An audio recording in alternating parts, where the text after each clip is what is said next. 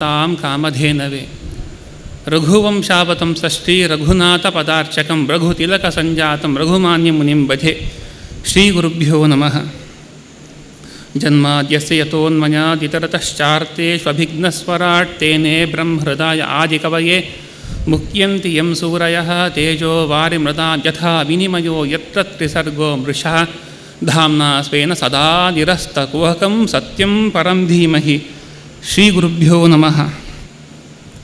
ಅಷ್ಟಮಸ್ಕಂದದ ಆರಂಭದಲ್ಲಿ ಪರೀಕ್ಷಿತ ಮಹಾರಾಜ ಶುಕಮುನಿಗಳಲ್ಲಿ ಪ್ರಾರ್ಥನೆ ಮಾಡ್ತಾ ಇದ್ದಾನೆ. ಇಲ್ಲಿಯ ತನಕ ಸ್ವಯಂಭುವ ಮನುವಿನ ವಿಚಾರವನ್ನು ವಿಶೇಷವಾಗಿ ತಿಳಿಸಿಕೊಟ್ಟಿದ್ದೀರಿ. ನಮಗೆ ಬೇರೆ ಮನ್ವಂತರಗಳಲ್ಲಿ ಭಗವಂತನ ಅವತಾರಗಳು ಯಾವ ಯಾವುದು ನಡೆದಿದೆ, ಹಿಂದೆ ನಡೆದಿರುವಂಥದ್ದು, ಮುಂದೆ ನಡೆಯುವಂಥದ್ದು ಎಲ್ಲವನ್ನ ತಿಳಿಸಿಕೊಡಿ ಎಂಬುದಾಗಿ ಪ್ರಾರ್ಥನೆಯನ್ನು ಮಾಡ್ತಾನೆ. ಪ್ರವಚನ ಕೇಳುವಂಥದ್ದು ನಮಗೆ ನಿದ್ರೆಗೆ ಕಾರಣವಾಗಬಾರದು. ಯಾವುದೋ ವಿಚಾರ ಹೇಳ್ತಾ ಇದ್ದಾರೆ, ತಲೆ ಅಲ್ಲಾಡಿಸ್ತಾ ಇದ್ದೇವೆ, ವಿಷಯದ ಆಳಕ್ಕೆ ಹೋಗಿಲ್ಲ. ಅವರೇನೋ ಹೇಳಿದರು, ಇಲ್ಲ, ಪರೀಕ್ಷಿತ ಅದರಲ್ಲಿ ಮುಳುಗಿದ್ದ, ಚೆನ್ನಾಗಿ ಪ್ರಶ್ನೆ ಮಾಡ್ತಾ ಇದ್ದಾನೆ. ಯದಸ್ಮಿನ್ ಅಂತರೆ ಬ್ರಹ್ಮನ್ ಭಗವಾನ್ ವಿಶ್ವಭಾವನಃ ಕೃತವಾನ್ ಕೃತೆ ಕರ್ತ ಯತೀತಿ ಅನಾಗತೆ ಅದ್ಯವ. ಯಾವ ಯಾವ ಅವತಾರಗಳನ್ನು ಮಾಡಿದ್ದಾನೆ ಅವುಗಳನ್ನು ತಿಳಿಸಿಕೊಡಿ ಎಂಬುದಾಗಿ ಕೇಳಿಕೊಂಡಾಗ ಶುಕಮುನಿಗಳು ಹೇಳುತ್ತಾರೆ, ನಾನು ಸ್ವಯಂಭೂ ಮನುವಿನ ಈ ಮನ್ವಂತರ ನೋಡುವಾಗ ದೇಹಹೂತಿಯಲ್ಲಿ ಕಪಿಲ ನಾಮಕನಾಗಿ ಭಗವಂತ ಅವತಾರ ತಾಳಿದ್ದು ಅದು ಮೂರನೇ ಸ್ಕಂದದಲ್ಲಿ ಬಂದ ವಿಚಾರ. ಆಕೂತಿಯಲ್ಲಿ ಯಜ್ಞನಾಮಕನಾಗಿ ಭಗವಂತ ಅವತಾರ ತಾಳಿದ ಎಂಬ ವಿಚಾರವನ್ನು ಹೇಳಲಿಕ್ಕೆ ಶುರು ಮಾಡ್ತಾರೆ. ಸ್ವಯಂಭುವ ಮನು ವೈರಾಗ್ಯವನ್ನು ತಾಳಿ ತನ್ನ ಮಡದಿಯ ಜೊತೆಗೆ ಕಾಡಿಗೆ ಬಂದು ತಪಸ್ಸನ್ನು ಮಾಡ್ತಾ ಇದ್ದಾನೆ. ಭಗವಂತನ ಸ್ತೋತ್ರವನ್ನು ವಿಶೇಷವಾಗಿ ಮಾಡುವಂತಹ ವಿಚಾರ ಭಾಗವತ ತಿಳಿಸಿಕೊಡುತ್ತದೆ. ಭಾಗವತಾದಿ ಇಂತಹ ಗ್ರಂಥಗಳಲ್ಲಿ ನಾವು ಪ್ರವೇಶ ಮಾಡಿದರೆ ನಮಗೆ ಸಿಗುವಂಥ ದೊಡ್ಡ ಲಾಭ ಇದು. ಭಗವಂತನನ್ನು ಸ್ತೋತ್ರ ಹೇಗೆ ಮಾಡಬೇಕು, ನಾವು ತಿಳಿದು ದೇವರನ್ನು ಉಪಾಸನೆ ಮಾಡಬೇಕು. ದೇವರ ಬಗ್ಗೆ ನಮಗೆ ಸಮರ್ಪಕವಾದ ಜ್ಞಾನವಿಲ್ಲ. ಹಾಗಾದರೆ ಯಾರು ತಿಳಿದಿದ್ದಾರೋ ಅವರು ಮಾಡಿಕೊಟ್ಟಂತಹ ಮಾತುಗಳಿಂದ ಭಗವಂತನನ್ನು ಸ್ತೋತ್ರ ಮಾಡಿದರೆ ಭಗವಂತನಿಗೆ ತುಂಬ ಇಷ್ಟವಾಗುವಂಥದ್ದು. ಮನು ತಾನು ಸ್ತೋತ್ರ ಮಾಡ್ತಾ ಇದ್ದಾನೆ. ಏನಾಯಂ ತಪದೇ ವಿಶ್ವಂ ವಿಶ್ವವೀರ್ಯಂ ಯತಸ್ತಪಃ ಯೋ ಜಾಗರ್ತ್ಯ ಶಯಾನೇಸ್ಮಿನ್ ನಾಯಂ ತಂ ವೇದ ವೇದಸಃ. ಸೂರ್ಯ ತಾನು ಇಡೀ ಜಗತ್ತನ್ನು ತನ್ನ ತಾಪದಿಂದ, ತನ್ನ ಬೆಳಕಿನಿಂದ ತಾನು ತಾಪವನ್ನು ಕೊಡ್ತಾನೆ. ಯಾರಿಂದ ಇದು? ಆ ಸೂರ್ಯನ ಒಳಗಿದ್ದು ತಾಪ ಕೊಡುವುದು ಭಗವಂತ. ಇಡೀ ಈ ಜಗತ್ತಿನ ಜೀವಿಗಳ ಸಾಧನೆಯನ್ನು ಮಾಡಿಸುವಂಥದ್ದು ಭಗವಂತ. ಮಲಗಿದ್ದೇವೆ, ಮಲಗಿರುವ ಜೀವದ ಒಳಗಿದ್ದು ಕರ್ಮವನ್ನು ಮಾಡುವಂಥದ್ದು ಭಗವಂತ. ಆದರೆ ಜೀವನಿಗೆ ಅದರ ಎಚ್ಚರವಿಲ್ಲ ಎಂಬುವ ಮಾತುಗಳನ್ನು ವಿಶೇಷವಾಗಿ ತಾನು ಚಿಂತನೆ ಮಾಡ್ತಾ ಇದ್ದಾನೆ. ಭಗವಂತನ ವ್ಯಾಪಾರದ ವ್ಯಾಪ್ತಿಯನ್ನು ತಾನು ಚಿಂತನೆ ಮಾಡ್ತಾ ಇದ್ದಾನೆ. ಮುಂದೆ ಆತ್ಮಾವಾಸ್ಯಮಿದಂ ವಿಶ್ವಂ ಯಜ್ಜಗತ್ಯಾಂ ಜಗನ್ಮನಃ ತೇನ ತ್ಯಕ್ತೇನ ಮುಂಜೀತಾ ಮಾ ಗೃತ ಕಸ್ಯಚಿದ್ಧನಂ. ಈ ಜಗತ್ತು ಭಗವಂತನ ಆವಾಸ ಸ್ಥಾನ. ಇಲ್ಲಿ ಏನಾಗಬೇಕು ಅಂದರೂ ಭಗವಂತನ ಪ್ರೇರಣೆ ಇದ್ದರೆ ಮಾತ್ರ ಆಗುವಂಥದ್ದು. ಹಾಗಿರುವಾಗ ಅನ್ಯ ವಿಚಾರಗಳಿಗೆ ಗಮನ ಕೊಡುವುದು ಯಾಕೆ? ಭಗವಂತ ಕೊಟ್ಟಿದ್ದರಲ್ಲಿಯೇ ಸಂತುಷ್ಟರಾಗಿರೋಣ ಎಂಬುವ ಇದು ಈಶಾವಾಸ್ಯ ಉಪನಿಷತ್ತಲ್ಲಿ ಬರುವಂಥ ಚಿಂತನೆಗಳನ್ನು ಮನು ಮಾಡುವಾಗ ಅಸುರರು ಬರ್ತಾರಂತೆ, ಅವನನ್ನು ಕೊಲ್ಲಬೇಕು. ಇದು ಎಲ್ಲ ಕಾಲದಲ್ಲಿಯೂ ಇರುವಂಥದ್ದು. ಎಲ್ಲೆಲ್ಲಿ ಒಳ್ಳೆ ಕಾರ್ಯ ನಡೀತದೋ ಅಲ್ಲಿ ಏನಾದರೂ ಒಂದು ತೊಂದರೆ ಬರ್ತದೆ. ಅಂದರೆ ಮನು ಈ ರೀತಿಯಾಗಿ ಭಗವಂತನ ಚಿಂತನೆ ಮಾಡ್ತಾ ಇದ್ದಾಗ ಅಸುರರು ಕೊಲ್ಲಲಿಕ್ಕೆ ಬಂದರು. ಭಗವಂತ ಯಜ್ಞನಾಮನಾಗಿ ಬಂದು ಆ ಅಸುರನ್ನ ಕೊಂದ ಎಂಬುದಾಗಿ ಭಾಗವತ ತಿಳಿಸಿಕೊಡುತ್ತದೆ. ನಾವೀಗ ಯಾವುದೋ ಒಂದು ಸತ್ಕರ್ಮ ಮಾಡ್ತಾ ಇದ್ದೇವೆ, ಒಳ್ಳೆಯ ಸಂಕಲ್ಪ, ಏನು ಏಕಾದಶಿ ಜಾಗರಣೆ ಮಾಡೋಣ, ಇಂತಹ ಪಾರಾಯಣ ಮಾಡೋಣ, ಸಂಕಲ್ಪ ಮಾಡಿದ್ದೇವೆ. ಮಧ್ಯದಲ್ಲಿ ಯಾರಿಗೋ ಈ ವಿಘ್ನ ತರಬೇಕು ಮನಸ್ಸಾದಾಗ ನಮ್ಮಲ್ಲೇ ಒಬ್ಬರಿಗೆ ಪ್ರವೇಶವಾದಾಗ ಆಗ್ತದೆ, ಇಲ್ಲ ಇವತ್ತು ಬೇಡ. ಯಾಕೆ? ಇವತ್ತು ನಮ್ಮ ಬೆಂಗಳೂರು ಕ್ರಿಕೆಟ್ ಮ್ಯಾಚ್ ಇದೆ, ಇಲ್ಲಿ ಕೂತ್ರೆ ಅಲ್ಲಿ ನೋಡ್ಲಿಕ್ಕೆ ಆಗುವುದಿಲ್ಲ ಎನ್ನುವ ಆಲೋಚನೆಗಳು ನಮ್ಮ ದಾರಿ ತಪ್ಪಿಸ್ತದೆ. ಅಥವಾ ಇಂತಹ ಧಾರಾವಾಹಿ ಇರಬಹುದು, ಅಥವಾ ಇಂಥವರು ನಮ್ಮ ಮನೆಗೆ ಬರ್ತಾರೆ, ಹಾಗಾಗಿ ಏನೋ ಒಂದು ಕಾರಣವನ್ನು ಹುಟ್ಟು ಹಾಕಿ ಏಕಾದಶಿ ದಿನ ನಡೆಯಬೇಕಾದ ಸತ್ಕರ್ಮವನ್ನು ತಪ್ಪಿಸುವ, ಅವರು ಬರಲಿಲ್ಲ ನಾನು ಹೋಗುವುದಿಲ್ಲ, ಒಟ್ಟಿನಲ್ಲಿ ಒಟ್ಟು ನಡೆಯಬೇಕಾದ ಈ ಕರ್ಮವೇ ತಪ್ಪಿ ಹೋಗುವಂಥದ್ದು. ಯಾಕಾಗಿ? ಅಸುರರು ಕಾಯ್ತಾ ಇರುತ್ತಾರೆ. ಅದು ಈ ಯುಗಗಳಲ್ಲಿ ವಿಶೇಷವಾಗಿ ಅವರ ವ್ಯಾಪ್ತಿ. ಹಾಗಾಗಿ ಈ ರೀತಿಯಾಗಿ ಯಜ್ಞನಾಮಕ ಭಗವಂತ ಆ ಸ್ವಯಂಭೂ ಮನುವನ್ನು ರಕ್ಷಣೆ ಮಾಡಿದ ಎಂದು ತಿಳಿಸಿಕೊಡುತ್ತಾ ಮುಂದೆ ತಾಪಸ ಮನ್ವಂತರದಲ್ಲಿ ಹರಿಮೇಧನಿಂದ ಹರಿಣಿ ಎಂಬುವಲ್ಲಿ ಹರಿ ತಾನು ಹರಿನಾಮಕನಾಗಿ ಹುಟ್ಟಿದ, ಅವನು ಗಜೇಂದ್ರನನ್ನು ರಕ್ಷಣೆ ಮಾಡಿದ ಎಂಬುವ ಮಾತನ್ನು ಶುಕಮುನಿಗಳು ಹೇಳಿದಾಗ ಪರೀಕ್ಷಿತ ರಾಜರು ಕೇಳ್ತಾರೆ, ಮತ್ತೆ ಇಲ್ಲ ಈ ಕಥೆಯನ್ನು ಹೇಳಿ, ಭಗವಂತ ಗಜೇಂದ್ರನ ರಕ್ಷಣೆ ಮಾಡಿದ್ದು ಯಾಕಾಗಿ ಎಂಬುವ ಮಾತನ್ನು ಹೇಳುತ್ತಾ ಆ ಭಗವಂತನ ಗುಣಗಳ ವಿಶೇಷವಾಗಿ ಪರೀಕ್ಷಿತ ಹೇಳುವ ಮಾತಿದು, ಯತ್ಕಥಾ ಸುಮಹಾಪುಣ್ಯ ಧನ್ಯಾ ಸ್ವಸ್ತ್ಯಾಯನಾ ಶುಭಾ ಯತ್ರ ಯತ್ರೋತ್ತಮ ಶ್ಲೋಕೋ ಭಗವಾನ್ ಗೀಯತೆ ಹರಿಹಿ. ಭಗವಂತನ ಕೀರ್ತನೆ ಶ್ರವಣ ಮಾಡುವಂಥದ್ದು ಸುಮ್ಮನಲ್ಲ, ಅದು ಮತ್ತೇನು ಮಂಗಳವನ್ನು ತಂದುಕೊಡುವಂಥದ್ದು. ಸ್ವಸ್ತ್ಯನಾ ಶುಭ ಮಂಗಳವನ್ನು ತಂದುಕೊಡುವಂಥದ್ದು. ಹಾಗಾಗಿ ಮತ್ತೆ ಮತ್ತೆ ಮತ್ತೆ ಹರಿಕಥಾ ಶ್ರವಣ ಮಾಡಬೇಕು, ಹರಿಕಥಾಮೃತವನ್ನು ಸವಿಯಬೇಕು.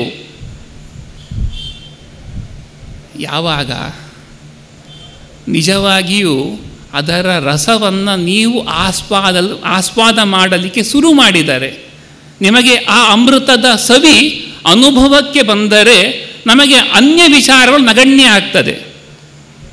ಇಲ್ಲ ಅಂದರೆ ನಮ್ಮ ಕೈಯಲ್ಲಿರುವಂತಹ ಬಿಡಲಾಗದ ಮಾಯೆ ಮೊಬೈಲ್ ಶಬ್ದ ಮಾಡುತ್ತದೆ.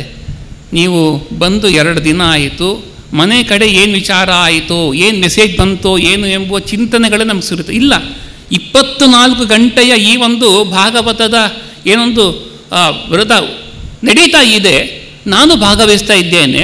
ಈ 24 ಗಂಟೆ ಆ ಮೊಬೈಲ್ ನನಗೆ ತೊಂದರೆ ಕೊಡಬಾರದು. ಯಾಕೆ? ಎಲ್ಲ ಯತಿಗಳನ್ನು ಕರೆಸಿ ದೊಡ್ಡ ಸಂಕಲ್ಪ ಗುರುಗಳದ್ದು ಭಾಗವತ ನಡೀತಾ ಇರುವಾಗ ಈ ಮಧ್ಯದಲ್ಲಿ ಯಾಕೆ ಇದರ ಆಸ್ವಾದನೆ ನಾನು ಮಾಡಬೇಕು, ಇಷ್ಟೇ ನಮ್ಮ ತಲೆಯಲ್ಲಿದ್ದಾಗ ಅನ್ಯ ವಿಚಾರ ನಗಣ್ಯವಾಗ್ತದೆ. ಇಲ್ಲ, ಮತ್ತೆ ನೋಡೋಣ, ತೊಂದರೆ ಇಲ್ಲ, ಮತ್ತೆ ನೋಡೋಣ, ನಾಳೆ ದಿನ ನೋಡೋಣ, ಪಲಿಮಾರಿನಲ್ಲಿರುವಾಗ ನಾನು ಮೊಬೈಲ್ ಯೂಸ್ ಮಾಡುವುದಿಲ್ಲ, ಮುಗಿಯಿತು. ಯಾಕೆ? ನಾನು ಬಂದಿರೋ ಮುಖ್ಯ ಕಾರ್ಯ ವಿದ್ಯಾಮಾನ್ಯ ತೀರ್ಥರ ಈ ಒಂದು ಆರಾಧನೆ ಪರ್ವಕಾಲದಲ್ಲಿ ಎಂಥ ತಪಸ್ವಿಗಳು, ಅವರ ಸನ್ನಿಧಾನ, ರಾಮದೇವರು, ಪ್ರಾಣದೇವರು ಎಲ್ಲ ಸನ್ನಿಧಾನ, ಮಹಾ ತಪಸ್ವಿಗಳ ಸನ್ನಿಧಾನ. ಇಂತಹ ಸನ್ನಿಧಾನದಲ್ಲಿ ನನ್ನಿಂದ ತಪ್ಪು ನಡೆಯಬಾರದು. ಹಾಗಾಗಿ ಹರಿಕಥೆಯ ಆ ಮಂಗಳಮಯವಾದ ವಿಚಾರವನ್ನು ಮತ್ತೆ ಮತ್ತೆ ಕೇಳಕ್ಕೆ ಬೇಕು ಎಂಬುವ ದೃಷ್ಟಿಯಲ್ಲಿ ಪರೀಕ್ಷಿತ ಕೇಳಿಕೊಂಡ. ಶುಕಮುನಿಗಳು ಹೇಳ್ತಾರೆ, ತ್ರಿಕೂಟ ಪರ್ವತ ಅಂತ ಒಂದು ಪರ್ವತ, ಅದು ಕ್ಷೀರ ಸಮುದ್ರದಿಂದ ಆವೃತವಾದದ್ದು, ಬಹಳ 10,000 ಯೋಜನೆ ಎತ್ತರ, ಅಷ್ಟೇ ವಿಸ್ತಾರವಾದ ಜಾಗ. ಅಲ್ಲಿ 3 ಶಿಖರಗಳು, ಬೆಳ್ಳಿ ಬಂಗಾರ ಕಬ್ಬಿಣದ ಶಿಖರಗಳು. ಅಲ್ಲಿ ಒಳ್ಳೆಯ ಜಲಪಾತ, ಕಾಡು, ವೃಕ್ಷಗಳು, ಲತಾ ಎಲ್ಲವೂ ಇರುವಂಥದ್ದು. ಇಂತಹ ಜಾಗಕ್ಕೆ ದೇವತೆಗಳು ಬರ್ತಾ ಇದ್ರಂತೆ. ನಾವು ಅಷ್ಟೇ ಅಲ್ವಾ, ಎಲ್ಲಾದರೂ ಒಂದು ಜಾಗ ನೋಡಿದ್ವಿ, ಜಲಪಾತ ಚೆನ್ನಾಗಿದೆ, ತುಂಬ ಸೀನರಿ ಚೆನ್ನಾಗಿದೆ ಅಂದರೆ ನೆಕ್ಸ್ಟ್ ಟ್ರಿಪ್ ನಾವು ಅಲ್ಲಿಗೆ ಹಾಕಬೇಕು ಎಂಬುವ ಆಲೋಚನೆ ನಮ್ಮದು. ಯಾಕೆ? ಆ ರಮ್ಯವಾದ ಪರಿಸರವಿದ್ದರೆ ನೋಡಬೇಕು, ಒಂದಷ್ಟು ಕಾಲ ಅಲ್ಲಿ ವಿಹಾರ ಮಾಡಬೇಕು ಎಂಬುವ ಅಪೇಕ್ಷೆ ಸಹಜವಾಗಿ ಬರುವಂಥದ್ದು. ಆದರೆ ಈ ತ್ರಿಕೂಟ ಪರ್ವತದಲ್ಲಿ ದೇವತೆಗಳೇ ವಿಹಾರ ಮಾಡ್ತಾ ಇದ್ದರು. ಅಲ್ಲಿ ವರುಣನಿಗೆ ಸಂಬಂಧಪಟ್ಟಂತಹ ಋತುವಂತ ಎಂಬ ಉದ್ಯಾನ ಇತ್ತು. ಆ ಉದ್ಯಾನದಲ್ಲಿ ಗಜೇಂದ್ರ ಅಂತ ಒಂದು ಆನೆ, ಬಹಳ ವಿಶೇಷವಾಗಿ ಆ ಆನೆಯ ಶಕ್ತಿಯನ್ನು ಹೇಳುವಂತಹ ಮಾತು, ಯದ್ಗಂಧ ಮಾತ್ರ ಹರಯೋ ಗಜೇಂದ್ರ ವ್ಯಾಘ್ರಾದಯೋ ವ್ಯಾಲ ಮೃಗಾ ಸಖಡ್ಗಾ ಮಹೋರಗಶ್ಯಾಪಿ ಭಯಾದೃ ಧ್ರುವಂತಿ ಸಗೌರ ಕೃಷ್ಣ ಶಲಭಾಶ್ಚಮರ್ಯ. ಆನೆ ಒಂದು ಕಡೆಯಲ್ಲಿದೆ, ಕಣ್ಣಿಗೆ ಕಾಣಬೇಕಂತಿಲ್ಲ. ಎಷ್ಟು ದೂರದಲ್ಲಿ ಆನೆಯ ಪರಿಮಳ ಬರ್ತದೋ, ನಮ್ಮ ಘ್ರಾಣ ಶಕ್ತಿಯ ಪ್ರಭಾವ ಎಷ್ಟಿದೆಯೋ, ಆ ಆನೆ ಇಲ್ಲಿದೆ ಗೊತ್ತಾದ ತಕ್ಷಣದಲ್ಲಿಯೇ ಆ ಆನೆಯ ಇರುವ ಪರಿಸರದಿಂದ ಸಿಂಹ, ಹುಲಿ ಮೊದಲಾದ ಕ್ರೂರ ಮೃಗಗಳು ಓಡಿ ಹೋಗ್ತಾ ಇದ್ವಂತೆ. ನಾವೆಲ್ಲ ಈ ಘ್ರಾಣ ಶಕ್ತಿ ಕಳೆದುಕೊಂಡು ಬಿಟ್ಟಿದ್ದೇವೆ. ಕೃತಕ ಪರಿಮಳಗಳ ಬಳಕೆಯಿಂದ ಈ ಮೂಗಿನ ಶಕ್ತಿಯಾಗಲಿ, ಕಿವಿಯ ಶ್ರವಣ ಶಕ್ತಿಯಾಗೆಲ್ಲ ಕಳೆದುಕೊಂಡಿದ್ದೇವೆ. ಹಿಂದೆ ನಮ್ಮ ಅಜ್ಜ ಒಂದು ಕತೆ ಹೇಳ್ತಾ ಇದ್ರು. ಏನು ಅಂದರೆ, ಅವರ ಅಜ್ಜ ಬೆಳಿಗ್ಗೆ ಹೊತ್ತಿಗೆ ಗಡಿಯಾರ ಬೇಕು ಅಂತಿರಲಿಲ್ಲ ಅವರಿಗೆ. ಈ ಹೊತ್ತಿಗೆ ಇಂತಹ ಹೂವು ಅರಳುವ ಸಂಪಿಗೆ ಮರ ಇದೆ, ಸಂಪಿಗೆ ಹೂ ಅರಳುವ ಶಬ್ದ ಕೇಳ್ತಾ ಇದೆ, ಸಮಯ ಇಷ್ಟ ಆಯಿತು ಅಂತ ಹೇಳ್ತಾ ಇದ್ರಂತೆ. ಎಷ್ಟು ಸೂಕ್ಷ್ಮ ಇದ್ದಿರಬೇಕು ಅಂದರೆ, ನಾವೀಗ ಕೃತಕವಾದ ಏನು ಇಯರ್ಫೋನ್ ಹಾಕೊಳ್ಳೋದು, ಮೊಬೈಲ್ ಮತ್ತೊಂದು ಕೇಳಿ ಶ್ರವಣ ಶಕ್ತಿ ಕಳ್ಕೊಂಡಿದ್ದೇವೆ. ಸೆಂಟು ಮತ್ತೊಂದನ್ನು ಬಳಸುವ ಕೃತಕ ಸುಗಂಧ ದ್ರವ್ಯಗಳನ್ನು ಬಳಸಿ ನೈಜವಾದ ಗಂಧವನ್ನು ಆಘ್ರಾಣೆ ಮಾಡುವ ಶಕ್ತಿಯನ್ನು ಕಳೆದುಕೊಂಡಿದ್ದೇವೆ. ಆ ಪ್ರಾಣಿಗಳಲ್ಲಿ ಇತ್ತಂತೆ. ಆನೆಯ ದೇಹದಿಂದ ಹೊರಳುವಂತಹ ವಾಸನೆ ಏನಿದೆ, ಇಷ್ಟು ದೂರದಲ್ಲಿ ಗಜೇಂದ್ರನಿದ್ದಾನೆ, ನಾವು ಇಲ್ಲಿಗೆ ಹೋಗಬಾರದು ಎಂಬ ದೃಷ್ಟಿಯಲ್ಲಿ ಆ ಮೃಗಗಳು ದೂರದಲ್ಲಿರ್ತಾ ಇದ್ವಂತೆ. ಇಂತಹ ಗಜೇಂದ್ರ ತನ್ನ ಪರಿವಾರ ಜೊತೆಗೆ ತಾನು ತಿರುಗಾಡ್ತಾ ಬಂದಿದ್ದಾನೆ. ಬಾಯಾರಿಕೆಯಾಗಿ ದಣಿವಾಗಿದೆ. ಸರೋವರವನ್ನು ಕಂಡಿದ್ದಾನೆ. ಸರೋವರವನ್ನು ಕಂಡು ಅದು ಹೇಗಿತ್ತು? ಸರೋನಿಲಂ ಪಂಕಜ ರೇಣುರೂಷಿತಂ, ಕಮಲ ಅರಳಿದೆ, ಅದರ ಪರಾಗದ ಗಾಳಿಯಲ್ಲಿ ಬಂದು ಪರಿಮಳ ಆಘ್ರಾಣಿಸಿದ್ದಾನೆ. ಸಂತೋಷವಾಗಿದೆ. ತಾನು ಸರೋವರಕ್ಕೆ ಬಂದಿದ್ದಾನೆ. ಅಲ್ಲಿ ಒಂದಷ್ಟು ಕಾಲ ವಿಹಾರ ಮಾಡಬೇಕು, ತನ್ನ ಹೆಣ್ಣಾನೆಗಳು ತನ್ನ ಬಾಂಧವರ ಜೊತೆಗೆ ಎಂಬುದಾಗಿ ಬಂದಿದ್ದಾನೆ. ಇದನ್ನು ವರ್ಣನೆ ಮಾಡ್ತಾ ಅಲ್ಲಿ ಬಂದಾಗ ಒಂದು ಮೊಸಳೆ ಆನೆಯ ಪಾದವನ್ನು ಹಿಡಿದು, ನಮಗೆಲ್ಲ ಗೊತ್ತಿರುವಂಥದ್ದೇ ಇದು. ಗಜೇಂದ್ರನ ಕಾಲನ್ನು ಮೊಸಳೆ ಹಿಡಿದಿದೆ. ತಿಕ್ಕಾಟ ನಡೆದಿದೆ. ಗಜೇಂದ್ರ ದಡಕ್ಕೆ ಬರಬೇಕು ಎಂಬುದಾಗಿ ಮೇಲ್ ಬರ್ತಾ ಇದ್ದಾನೆ. ಆ ಮೊಸಳೆ ಮತ್ತೆ ಬಲವಾಗಿ ಆನೆಯನ್ನು ಕೆಳಗೆಳಿತಾ ಇದೆ. ಸುತ್ತಲಿದ್ದ ಬೇರೆ ಗಂಡಾನೆಗಳಿಗೆ ಆ ಮೊಸಳೆಯಿಂದ ಗಜೇಂದ್ರನನ್ನು ಬಿಡುಗಡೆ ಮಾಡಿಸ್ಲಿಕ್ಕೆ ಆಗಲಿಲ್ಲ. ಗಜೇಂದ್ರ ಆಲೋಚನೆ ಮಾಡ್ತಾ ಇದ್ದಾನೆ, ನಮಾಮಿಮೇ ಜ್ಞಾತಯ ಆತುರಂ ಗಜಃ ಕುತಃಕರಣ್ಯ ಪ್ರಭವಂತಿ ಮೋಚಿತಂ. ಗಂಡಾನೆಗಳಿಗೆ ಆಗ್ತಾ ಇಲ್ಲ, ಇನ್ನು ಹೆಣ್ಣಾನೆಗಳನ್ನು ಬಿಡಿಸ್ಲಿಕ್ಕೆ ಸಾಧ್ಯನಾ? ಹಾಗಾಗಿ ನಾನು ಇದು ಎಷ್ಟು ಕಾಲ ಅಂದರೆ 1,000 ವರ್ಷಗಳ ಕಾಲ ತಿಕ್ಕಾಟ ನಡೆದಿದೆ. ಒಂದು ದಿನ ಅಲ್ಲ, ಒಂದು ತಿಂಗಳಲ್ಲ, ಒಂದು ವರ್ಷವಲ್ಲ, 1,000 ವರ್ಷಗಳ ಕಾಲ.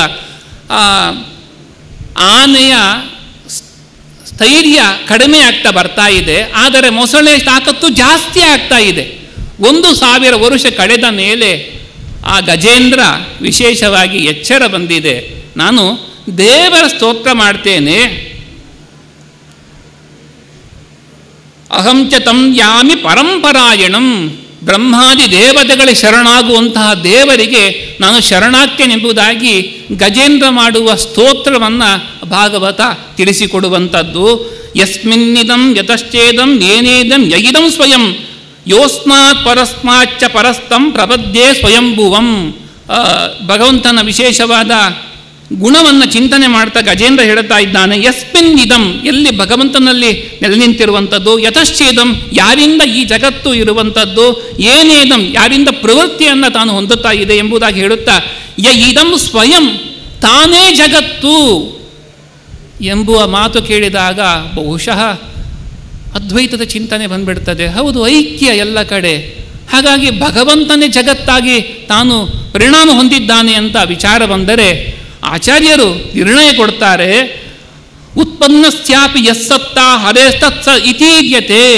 ಭಗವಂತನಿಂದ ಯಾವುದು ಸೃಷ್ಟವಾಗಿದೆಯೋ ಅದು ಇರಬೇಕು ಅಂದರೆ ಇರುವಿಕೆ ಯಾರಿಂದ? ಭಗವಂತನಿಂದ. ಹಾಗಾಗಿ ಅದಕ್ಕೆ ಭಗವಂತ ಅಭೇದ ಹೇಳುವಂಥದ್ದು. ಅಂದರೆ ತರಕಾರಿಯನ್ನು ಮಾರಿಕೊಂಡು ಬರುವವರು ಮನೆ ಎದುರು ಬಂದಿದ್ದಾರೆ, ಇಂತಿಂಥ ತರಕಾರಿ ಇದೆ ಅಂತ ಅವರು ಕೂಗಿದ್ದಾರೆ. ಆದರೆ ನಾವು ಆ ಸಮಯದಲ್ಲಿ ಬರಲಿಕ್ಕಾಗಲಿಲ್ಲ. ಆ ತರಕಾರಿ ಮಾರುವವನು ಮುಂದೆ ಹೋದಾಗ ಅವನು ತರಕಾರಿ ಅಂತ ಕರೀತೇವೆ, ಆ ವ್ಯಕ್ತಿಯನ್ನು ಏನು ಅಂತ ಹೇಳೋದಿಲ್ಲ. ತರಕಾರಿ ಅಂದರೆ ತರಕಾರಿ ಮಾರಾಟ ಮಾಡುವ ವ್ಯಕ್ತಿ ಅವನು, ತರಕಾರಿ ಅವನು ಐಕ್ಯ ಅಲ್ಲ.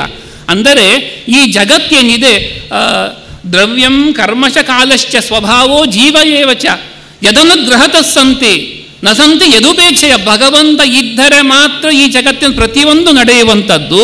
ಅವನ ಇರುವಿಕೆಯಲ್ಲಂದರೆ ಏನೂ ನಡೆಯುವುದಿಲ್ಲ ಎಂಬುವ ವಿಚಾರಗಳನ್ನು ತಿಳಿಸಿಕೊಡುತ್ತಾ ಗಜೇಂದ್ರನ ಚಿಂತನೆಯನ್ನು ವಿಶೇಷವಾಗಿ ಹೇಳುತ್ತಾ ಮತ್ತೆ ಅದ್ಭುತವಾಗಿ ಗಜೇಂದ್ರ ಪ್ರಾರ್ಥನೆ ಮಾಡ್ತಾ ಇದ್ದಾನೆ. ನಯಸ್ಯ ದೇವ ಋಷಯ ಪರಂಬ್ಯು ಜಂತು ಪುನಂ ಕೋರ್ಹತಿ ಗಂತು ಮೀರಿತಂ ಯಥಾ ನಟಸ್ಯಾಕೃತಿಭಿರ್ವಿಚೇಷ್ಟತೋ ದುರತ್ಯಯಾನುಕ್ರಮಣ ಸಮಾವತು. ಯಕ್ಷಗಾನದ ವೇಷವನ್ನು ನಾವು ನೋಡ್ತೇವೆ. ಮೇಲೆ ಬಂದಾಗ, ಸಭೆಗೆ ಬಂದಾಗ ಯಕ್ಷಗಾನದ ವೇಷ ಹಾಕಿದ ವ್ಯಕ್ತಿ ನಮಗೆ ಪರಿಚಿತ ವ್ಯಕ್ತಿ ಆದರೆ ಇದು ಇವರೇ ಅಂತ ಹೇಳಬಹುದು. ಆದರೆ ಅವರು ವೇಷ ಹಾಕಿದ್ದನ್ನು ನೋಡಿದರೆ ಇದು ಇವರು ಅಂತ ಕಂಡಿಡ್ಲಿಕ್ಕೆ ಸಾಧ್ಯ ಇಲ್ಲ. ಗಜೇಂದ್ರ ಹೇಳ್ತಾ ಇದ್ದಾನೆ, ಹೇಗೆ ನಾಟಕ ಮಾಡುವ ನಟ ಬೇರೆ ಬೇರೆ ರೂಪವನ್ನು ತಾನು ನಾಟ್ಯ ಮಾಡ್ತಾನೋ, ನಟನೆ ಮಾಡ್ತಾನೋ, ಅವ ಗುರುತಿಸ್ಲಿಕ್ಕೆ ಸಾಧ್ಯ ಇಲ್ಲ. ಅದರಂತೆ ಬ್ರಹ್ಮಾದಿಗಳಿಗೆ ಗುರುತಿಸ್ಲಿಕ್ಕೆ ಸಾಧ್ಯ ಇಲ್ಲ, ಎತ್ತರವನ್ನು ಕಂಡಿಡ್ಲಿಕ್ಕೆ ಸಾಧ್ಯ ಇಲ್ಲ. ಇಂತಹ ಭಗವಂತನ ಸ್ತೋತ್ರ ಮಾಡ್ತೇನೆಂಬುದಾಗಿ ವಿಶೇಷವಾಗಿ ಗಜೇಂದ್ರ ತಾನು ಸ್ತೋತ್ರ ಮಾಡ್ತಾ ಇದ್ದಾನೆ. ಗಜೇಂದ್ರನ ಸ್ತೋತ್ರ ಮುಗಿದಿದೆ. ಏವಂ ಗಜೇಂದ್ರ ಮುಹುವರ್ಣಿತ ನಿರ್ವಿಶೇಷಂ ಬ್ರಹ್ಮಾದಯೋ ವಿವಿಧ ಲಿಂಗ ವಿಧಾಭಿಮಾನಾ. ಬ್ರಹ್ಮಾದಿ ದೇವತೆಗಳೆಲ್ಲ ಆಲೋಚನೆ ಮಾಡಿದ್ರಂತೆ, ಇವನು ಕರೆದಿದ್ಯಾವುದು ನಮಗೆ ಸಂಬಂಧಪಟ್ಟಿದ್ದಲ್ಲ. ಯಾಕೆ? ನನ್ನನ್ನು ಕಮಲಾಸನ ಅಂತ ಕರೆದಿದ್ದರೆ ನಾನು ಬರಬೇಕಿತ್ತು, ಇಲ್ಲ ತ್ರಿಶೂಲಧಾರಿ ಮತ್ತೊಂದು ಅಂದರೆ ಇಂದ್ರದೇವರು, ವಜ್ರಾಯುಧಿ ಅಂತ ಹೇಳಿದರೆ ವಜ್ರಾಯುಧ ಧಾರಣೆ ಮಾಡಿದರೆ ಇಂದ್ರ ಬರಬೇಕಿತ್ತು, ಇದ್ಯಾವುದು ನನಗೆ ಸಂಬಂಧಪಟ್ಟಿದ್ದಲ್ಲ ಅಂತ ಅವರೆಲ್ಲ ಸುಮ್ಮನಿದ್ದಾಗ ಭಗವಂತ ತಾನು ಬಂದಿದ್ದಾನೆ. ಬಂದಾಗ ಯಕ್ಷಿಪ್ಯ ಸಾಂಬುಜಕರಂ ಗಿರವಾಹ ಕೃಚ್ಛಾತ್ ನಾರಾಯಣ ಅಖಿಲ ಕುರೋ ಭಗವನ್ ನಮಸ್ತೆ. ಭಗವಂತ ಬಂದಾಗ ತನ್ನ ಸೊಂಡಿಲಿನಿಂದ ಕಮಲ ಪುಷ್ಪವನ್ನು ಅರ್ಪಣೆ ಮಾಡಿದ್ದಾನೆ. ಸರಸಿಜಾತನ ಸನ್ನಿವಿಷ್ಟ ಅಲ್ಲ, ಎಲ್ಲ ಭಗವಂತನಿಗೆ ವಿಶೇಷ ತುಂಬ ಇಷ್ಟವಾದ ಹೂ ಕಮಲ. ಈ ಕಮಲ ಪುಷ್ಪವನ್ನು ಅರ್ಪಣೆ ಮಾಡಿದಾಗ ಭಗವಂತ ಅದನ್ನು ಸ್ವೀಕಾರ ಮಾಡಿದ್ದಾನೆ.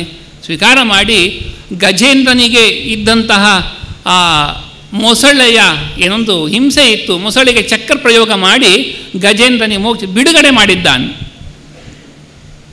ಭಾಗವತ ಹೇಳ್ತಾ ಇದೆ, ಯಾರು ಮೊಸಳೆ, ಯಾರು ಭಗವಂತನ ಭಕ್ತನ ಪಾದ ಹಿಡಿದ ಕಾರಣದಿಂದ ಬಿಡುಗಡೆಯಾಯಿತು. ಯಾರದು ಮೋಕ್ಷ? ಮೊಸಳೆ ಯಾವುದು ಅಂದರೆ ಅದು ಹಾಹಾ ಎಂಬುವಂತಹ, ಹೂ ಎಂಬುವಂತಹ ಗಂಧರ್ವ. ಇದು ಪೂರ್ವ ಕಥೆಗೆ ಹೋಗಬೇಕಾಗ್ತದೆ. ಹಾಹಾ ಹೂಹು ಎಂಬುವಂತಹ ಇಬ್ಬರು ಗಂಧರ್ವರು ತಮ್ಮ ಇಚ್ಛಾನುಸಾರವಾಗಿ ರೂಪವನ್ನು ತಾಳುವಂತಹ ಸಾಮರ್ಥ್ಯವುಳ್ಳವರು. ಈ ಹೂಹು ಎಂಬುವ ಗಂಧರ್ವ ತಾನು ಮೊಸಳೆ ರೂಪವನ್ನು ತಾಳಿದ್ದಾನೆ. ಹಾಹಾ ಎಂಬುವ ಗಂಧರ್ವ ಆನೆ ರೂಪವನ್ನು ತಾಳಿದ್ದಾನೆ. ದೇವಲ ಋಷಿಗಳು ನದಿ ಸ್ಥಾನಕ್ಕೆ ಬಂದಾಗ ಈ ಹೂ ಎಂಬ ಗಂಧರ್ವ ಬಂದು ಮೊಸಳೆಯ ತನ್ನ ಧ್ವನಿಯಿಂದ ಅವರನ್ನು ಬೆದರಿಸಿದ್ದಾನೆ.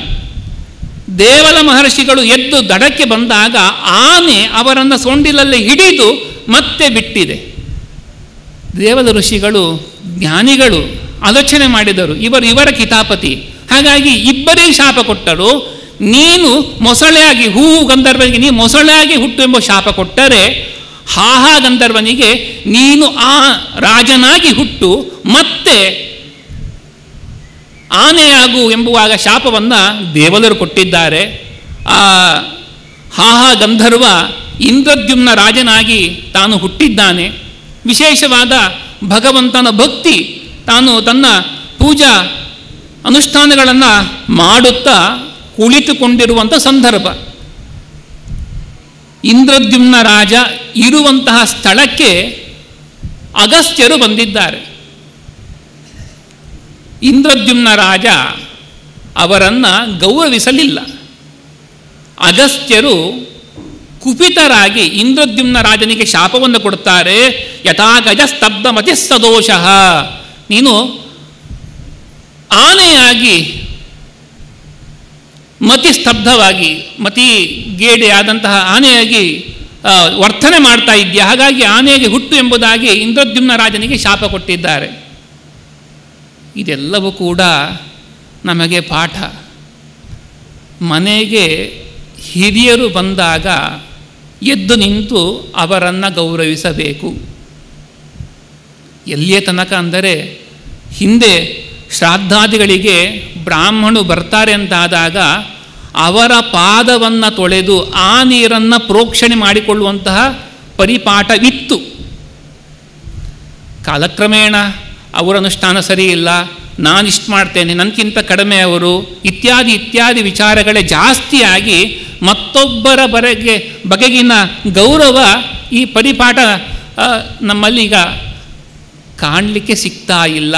ಅದು ಮನೆಗಳಲ್ಲಿ ಶ್ರಾದ್ದಾದಿಗಳನ್ನು ಮಾಡುವುದೇ ದುರ್ಲಭ ಆಗುವಂತಹ ಪ್ರಸಂಗ. ಎಲ್ಲಿ ಮಠ ಇತ್ಯಾದಿಗಳಲ್ಲಿ ವ್ಯವಸ್ಥೆ ಇದೆಯೋ ಅಲ್ಲಿಗೆ ಹೋಗ್ತೇವೆ ನಾವು.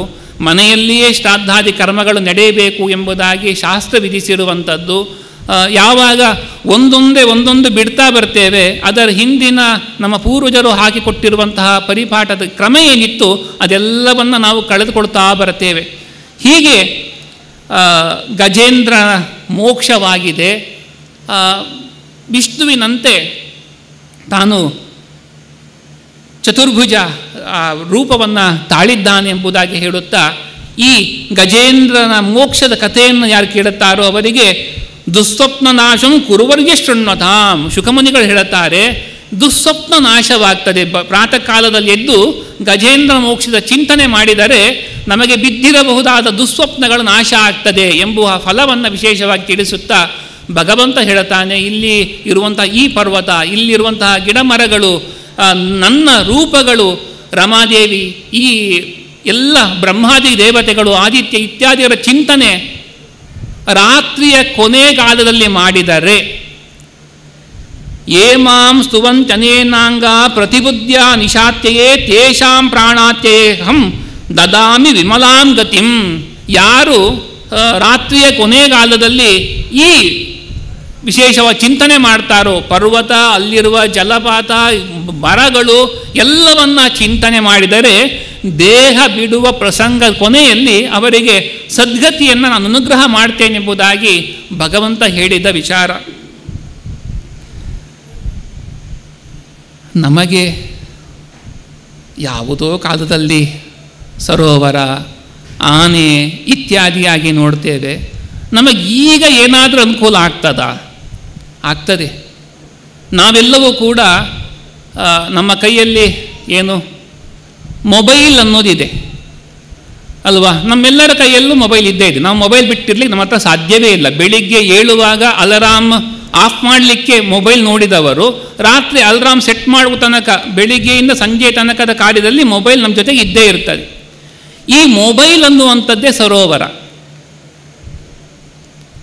ಹೇಗೆ ಸರೋವರದಲ್ಲಿ ಕಮಲವಿತ್ತು, ಬಗೆ ಬಗೆಯ ಮೀನುಗಳು ಅವುಗಳಲ್ಲಿ ಇರುವಂತೆ ನಮ್ಮ ಮೊಬೈಲ್ಗಳಲ್ಲೂ ಕೂಡ ಬೇರೆ ಬೇರೆ ರೀತಿಯ ಆ್ಯಪ್ಗಳಿದ್ದೇ ಇರ್ತವೆ. ಇಲ್ಲಿ ಕೂಡ ಕಮಲದಂತೆ ವಿಶೇಷವಾಗಿ ಏನು ಲಾಭ ಇದೆ ಎಂದರೆ, ನಾವು ಬ್ಯಾಂಕಿಂಗ್ ಕೆಲಸಗಳನ್ನು ಮಾಡಬಹುದು. ಯಾವುದೇ ಸ್ಥಳಕ್ಕೆ ಹೋಗುವಾಗ ಗೂಗಲ್ ಮ್ಯಾಪನ್ನು ಮಾತ್ರ ಬಳಸಿಕೊಂಡು ಹೋಗುವಂಥದ್ದು ಇತ್ಯಾದಿ ಇತ್ಯಾದಿ ಎಲ್ಲ ಲಾಭವನ್ನು ಸರೋವರಕ್ಕೆ ಹೋದಾಗ ಏನು ಸ್ನಾನ, ಪಾನ, ದರ್ಶನ ಸುಖ ಇವೆಲ್ಲವೂ ಇದ್ದಂತೆ ಮೊಬೈಲ್ನಲ್ಲೂ ಕೂಡ ಈ ರೀತಿಯಾದ ಸುಖವನ್ನು ನೋಡಲಿಕ್ಕೆ ಸಾಧ್ಯ. ಆದರೆ ಆ ಸರೋವರದಲ್ಲಿ ಹೇಗೆ ಮೊಸಳೆ ಇದ್ದು ಗಜೇಂದ್ರನ ಸೆಳೆಯಿತೋ ಅದರಂತೆ ನಮ್ಮಲ್ಲಿರುವ ಮೊಬೈಲ್ ಕೂಡ ಹಾಗೆ ನಮ್ಮನ್ನು ಕೂಡ ಸೆಳೀತದೆ. ಎಲ್ಲಿಗೆ ಸೆಳೀತದೆ? ನಿಮಗೆ ನರಕದ ದಾರಿ ಕಡೆಗೆ ಸೆಳೀತದೆ. ಹೇಗೆ? ವಾಟ್ಸಪ್ ಇದೆ ನಮ್ಮಲ್ಲಿ ಅಲ್ವಾ? ನಮ್ಮಲ್ಲಿ ವಾಟ್ಸಪ್ ನಾವು ಯೂಸ್ ಮಾಡ್ತೇವೆ. ಆ ವಾಟ್ಸಪ್ನಲ್ಲಿ ಅನ್ಯ ಯಾವುದೋ ಗುರುಗಳನ್ನು ನಿಂದನೆ ಮಾಡಿ ಲೇಖನ ಬಂತು. ನಾವು ಯಾರಿಗೂ ಫಾರ್ವರ್ಡ್ ಮಾಡೋದಿಲ್ಲ, ನಾನು ಮತ್ತೊಬ್ಬರ ಹತ್ರ ಮಾತಾಡೋದಿಲ್ಲ ವಿಚಾರವನ್ನು. ಆದರೂ ಕೂಡ ಲೇಖನ ಓದಿದ್ರಿ, ಓದಿ ಮನಸ್ಸಿನಲ್ಲಿ ಎಲ್ಲೋ ಒಂದು ಕಡೆ ಹೌದು ಅನ್ನಿಸ್ತು, ಸಾಕಲ್ವಾ? ಗುರುಗಳ ನಿಂದನೆ ಹೌದು ಅಂತ ಮನಸ್ಸಿಗೆ ಬಂದಾಗ ಪಾಪದ ಗಂಟು ಕಟ್ಟಿಕೊಂಡ್ವಿ. ಅಷ್ಟೇ ಅಲ್ಲ, ಈ ಮೊಬೈಲ್ ಬಂದ ಮೇಲೆ ಆದಂತಹ ದೊಡ್ಡ ತಾಪತ್ರಯ ಏನು ಅಂದರೆ ನಮ್ಮ ಸಾಧನೆಯನ್ನು ಹೇಗೆ ದಾರಿ ತಪ್ಪಿಸ್ತದೆ ಅಂದರೆ, ಎಲ್ಲರ ಮೊಬೈಲು ಈಗ ಆ್ಯಂಡ್ರಾಯ್ಡ್ ಮೊಬೈಲ್ ಇರ್ತದೆ, ಇಲ್ಲೊಂದು ಆ್ಯಪಲ್ ಮೊಬೈಲ್ ಇರ್ತದೆ. ಅಂದರೆ ಫೋಟೋ ತೆಗೆಯುವಂತಹ ಕೆಪಾಸಿಟಿ ಇರುವಂಥದ್ದೇ ಮೊಬೈಲ್ ನಾವು ಬಳಸುವಂಥದ್ದು. ಹಾಗಾಗಿ ಪ್ರತಿಯೊಂದು ಕಾರ್ಯಕ್ರಮದಲ್ಲೂ ಕೂಡ ನಾವೇನಾಗ್ತಾಯಿದೆ, ಮೊದಲು ಕ್ಯಾಮರಾಮೆನ್ ಒಬ್ಬರೇ ಇರ್ತಾ ಇದ್ರು ಅಲ್ವಾ? ಈಗ ಎಲ್ಲರೂ ಕ್ಯಾಮರಾಮೆನ್ ಆಯಿತು, ಕ್ಯಾಮರಾ ವುಮೆನ್ ಆಯಿತು, ಕ್ಯಾಮರಾ ಅಜ್ಜಿ ಎಲ್ಲರೂ ಮೊಬೈಲಲ್ಲಿ ಫೋಟೋ ವಿಡಿಯೋ ಮಾಡುವವರೇ. ಇದರ ಪರಿಣಾಮ ಏನಾಗಿದೆ? ಯಾವುದೇ ಸತ್ಕರ್ಮವನ್ನು ಮಾಡಬೇಕು ಅಂತಿದ್ರೂ ಕೂಡ ಮೊದಲಿಗೆ ತಯಾರಿ ಏನಿರ್ತಿತ್ತು? ಎಲ್ಲ ನಿಮಗೆ ಗೊತ್ತಿರುವಂಥದ್ದೇ. ಮನೆಯಲ್ಲಿ ಸತ್ಯನಾರಾಯಣ ಪೂಜೆ ಆಯಿತು, ಮೊದಲು ತಯಾರಿ ಅದಕ್ಕೆ ಬೇಕಾದ ಪದಾರ್ಥಗಳನ್ನು ತಯಾರಿ ಮಾಡ್ತಾ ಇದ್ವಿ. ಈಗ ಪುರೋಹಿತರಿಗೆ ಹೇಳಿಬಿಡ್ತೇವೆ, ನೀವೇ ಎಲ್ಲ ತಂದುಬಿಡಿ, ದರ್ಬೆಯಿಂದ ಹಿಡಿದು ಎಲ್ಲವನ್ನು ನೀವೇ ತಂದುಬಿಡಿ, ಕಾಂಟ್ರಾಕ್ಟ್ ಕೊಟ್ಬಿಟ್ಟು. ನಮಗೆ ತಲೆ ಬಿಸಿ ಕಡಿಮೆ ಆಯಿತು. ನಮ್ಮ ತಲೆ ಬಿಸಿ ಇದೆ ಯಾವುದು? ನಾನು ನಾಳೆ ದಿನ ಧರಿಸುವಂಥ ವಸ್ತ್ರ ಹೇಗಿರಬೇಕು, ಅದು ಗಂಡ ಹೆಂಡತಿ ಕುಳಿತುಕೊಂಡಿದ್ದು ಮ್ಯಾಚ್ ಆಗ್ತದೋ ಇಲ್ವೋ, ಈ ತಲೆ ಬಿಸಿ ಜಾಸ್ತಿ ಆಯಿತು. ಕಾರಣ ಯಾವುದು? ಇದೇ ಮೊಬೈಲ್ ಅಲ್ವಾ? ಮೊಬೈಲ್ ಬಂದ ಮೇಲೆ ಅಲ್ವಾ ನಮಗೆ ನಮ್ಮ ವಸ್ತ್ರ ಮ್ಯಾಚ್ ಆಗಬೇಕು. ಇಲ್ಲ ಈ ಬಾರಿ ಹಾಕಿದ ಆಭರಣ ಮುಂದೆ ಹಾಕಿದ್ದು ಕಮೆಂಟ್ ಯಾರು ಮಾಡಬಾರ್ದು, ಇಲ್ಲ ಮಾಡಿದ ಕಾರ್ಯಕ್ರಮದ ಫೋಟೋಗಳನ್ನು ಸ್ಟೇಟಸ್ಸು ಇನ್ಸ್ಟಾಗ್ರಾಮ್ನಲ್ಲೂ ಮತ್ತೊಂದರಲ್ಲೂ ಪೋಸ್ಟ್ ಮಾಡಿ ಅದರಲ್ಲಿ ಮುಳುಗಿ ಕಾರಣವಾದದ್ದು ಯಾವುದು? ಇದೇ ಮೊಬೈಲ್. ಹಾಗಾಗಿ ಆ ಮೊಬೈಲ್ನಲ್ಲಿ ಮುಳುಗದೆ ನಾವು ಎಷ್ಟು ಸಾಧನೆಗೆ ಎಷ್ಟು ಬೇಕು.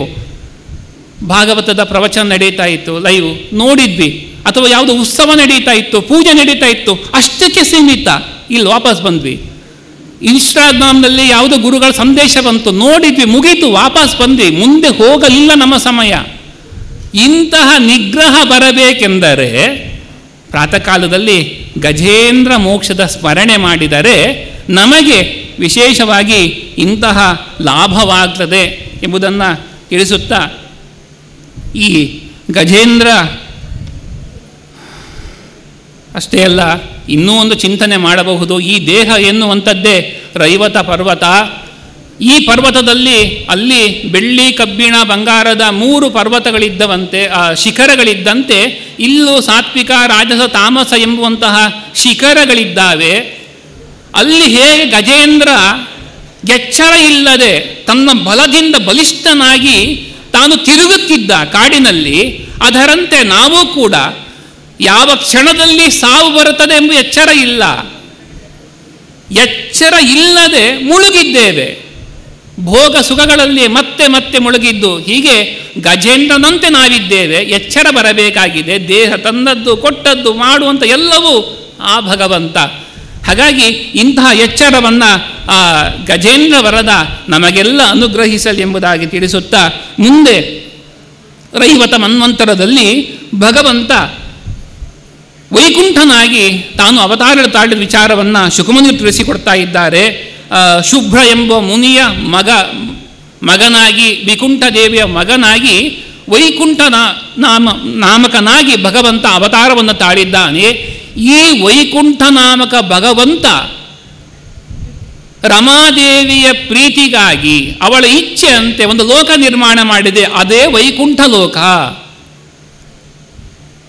ಈ ಮಾತನ್ನು ಹೇಳುತ್ತಾ ಶುಕಮುನಿಗಳನ್ನು ಮಾತು ಹೇಳುತ್ತಾರೆ.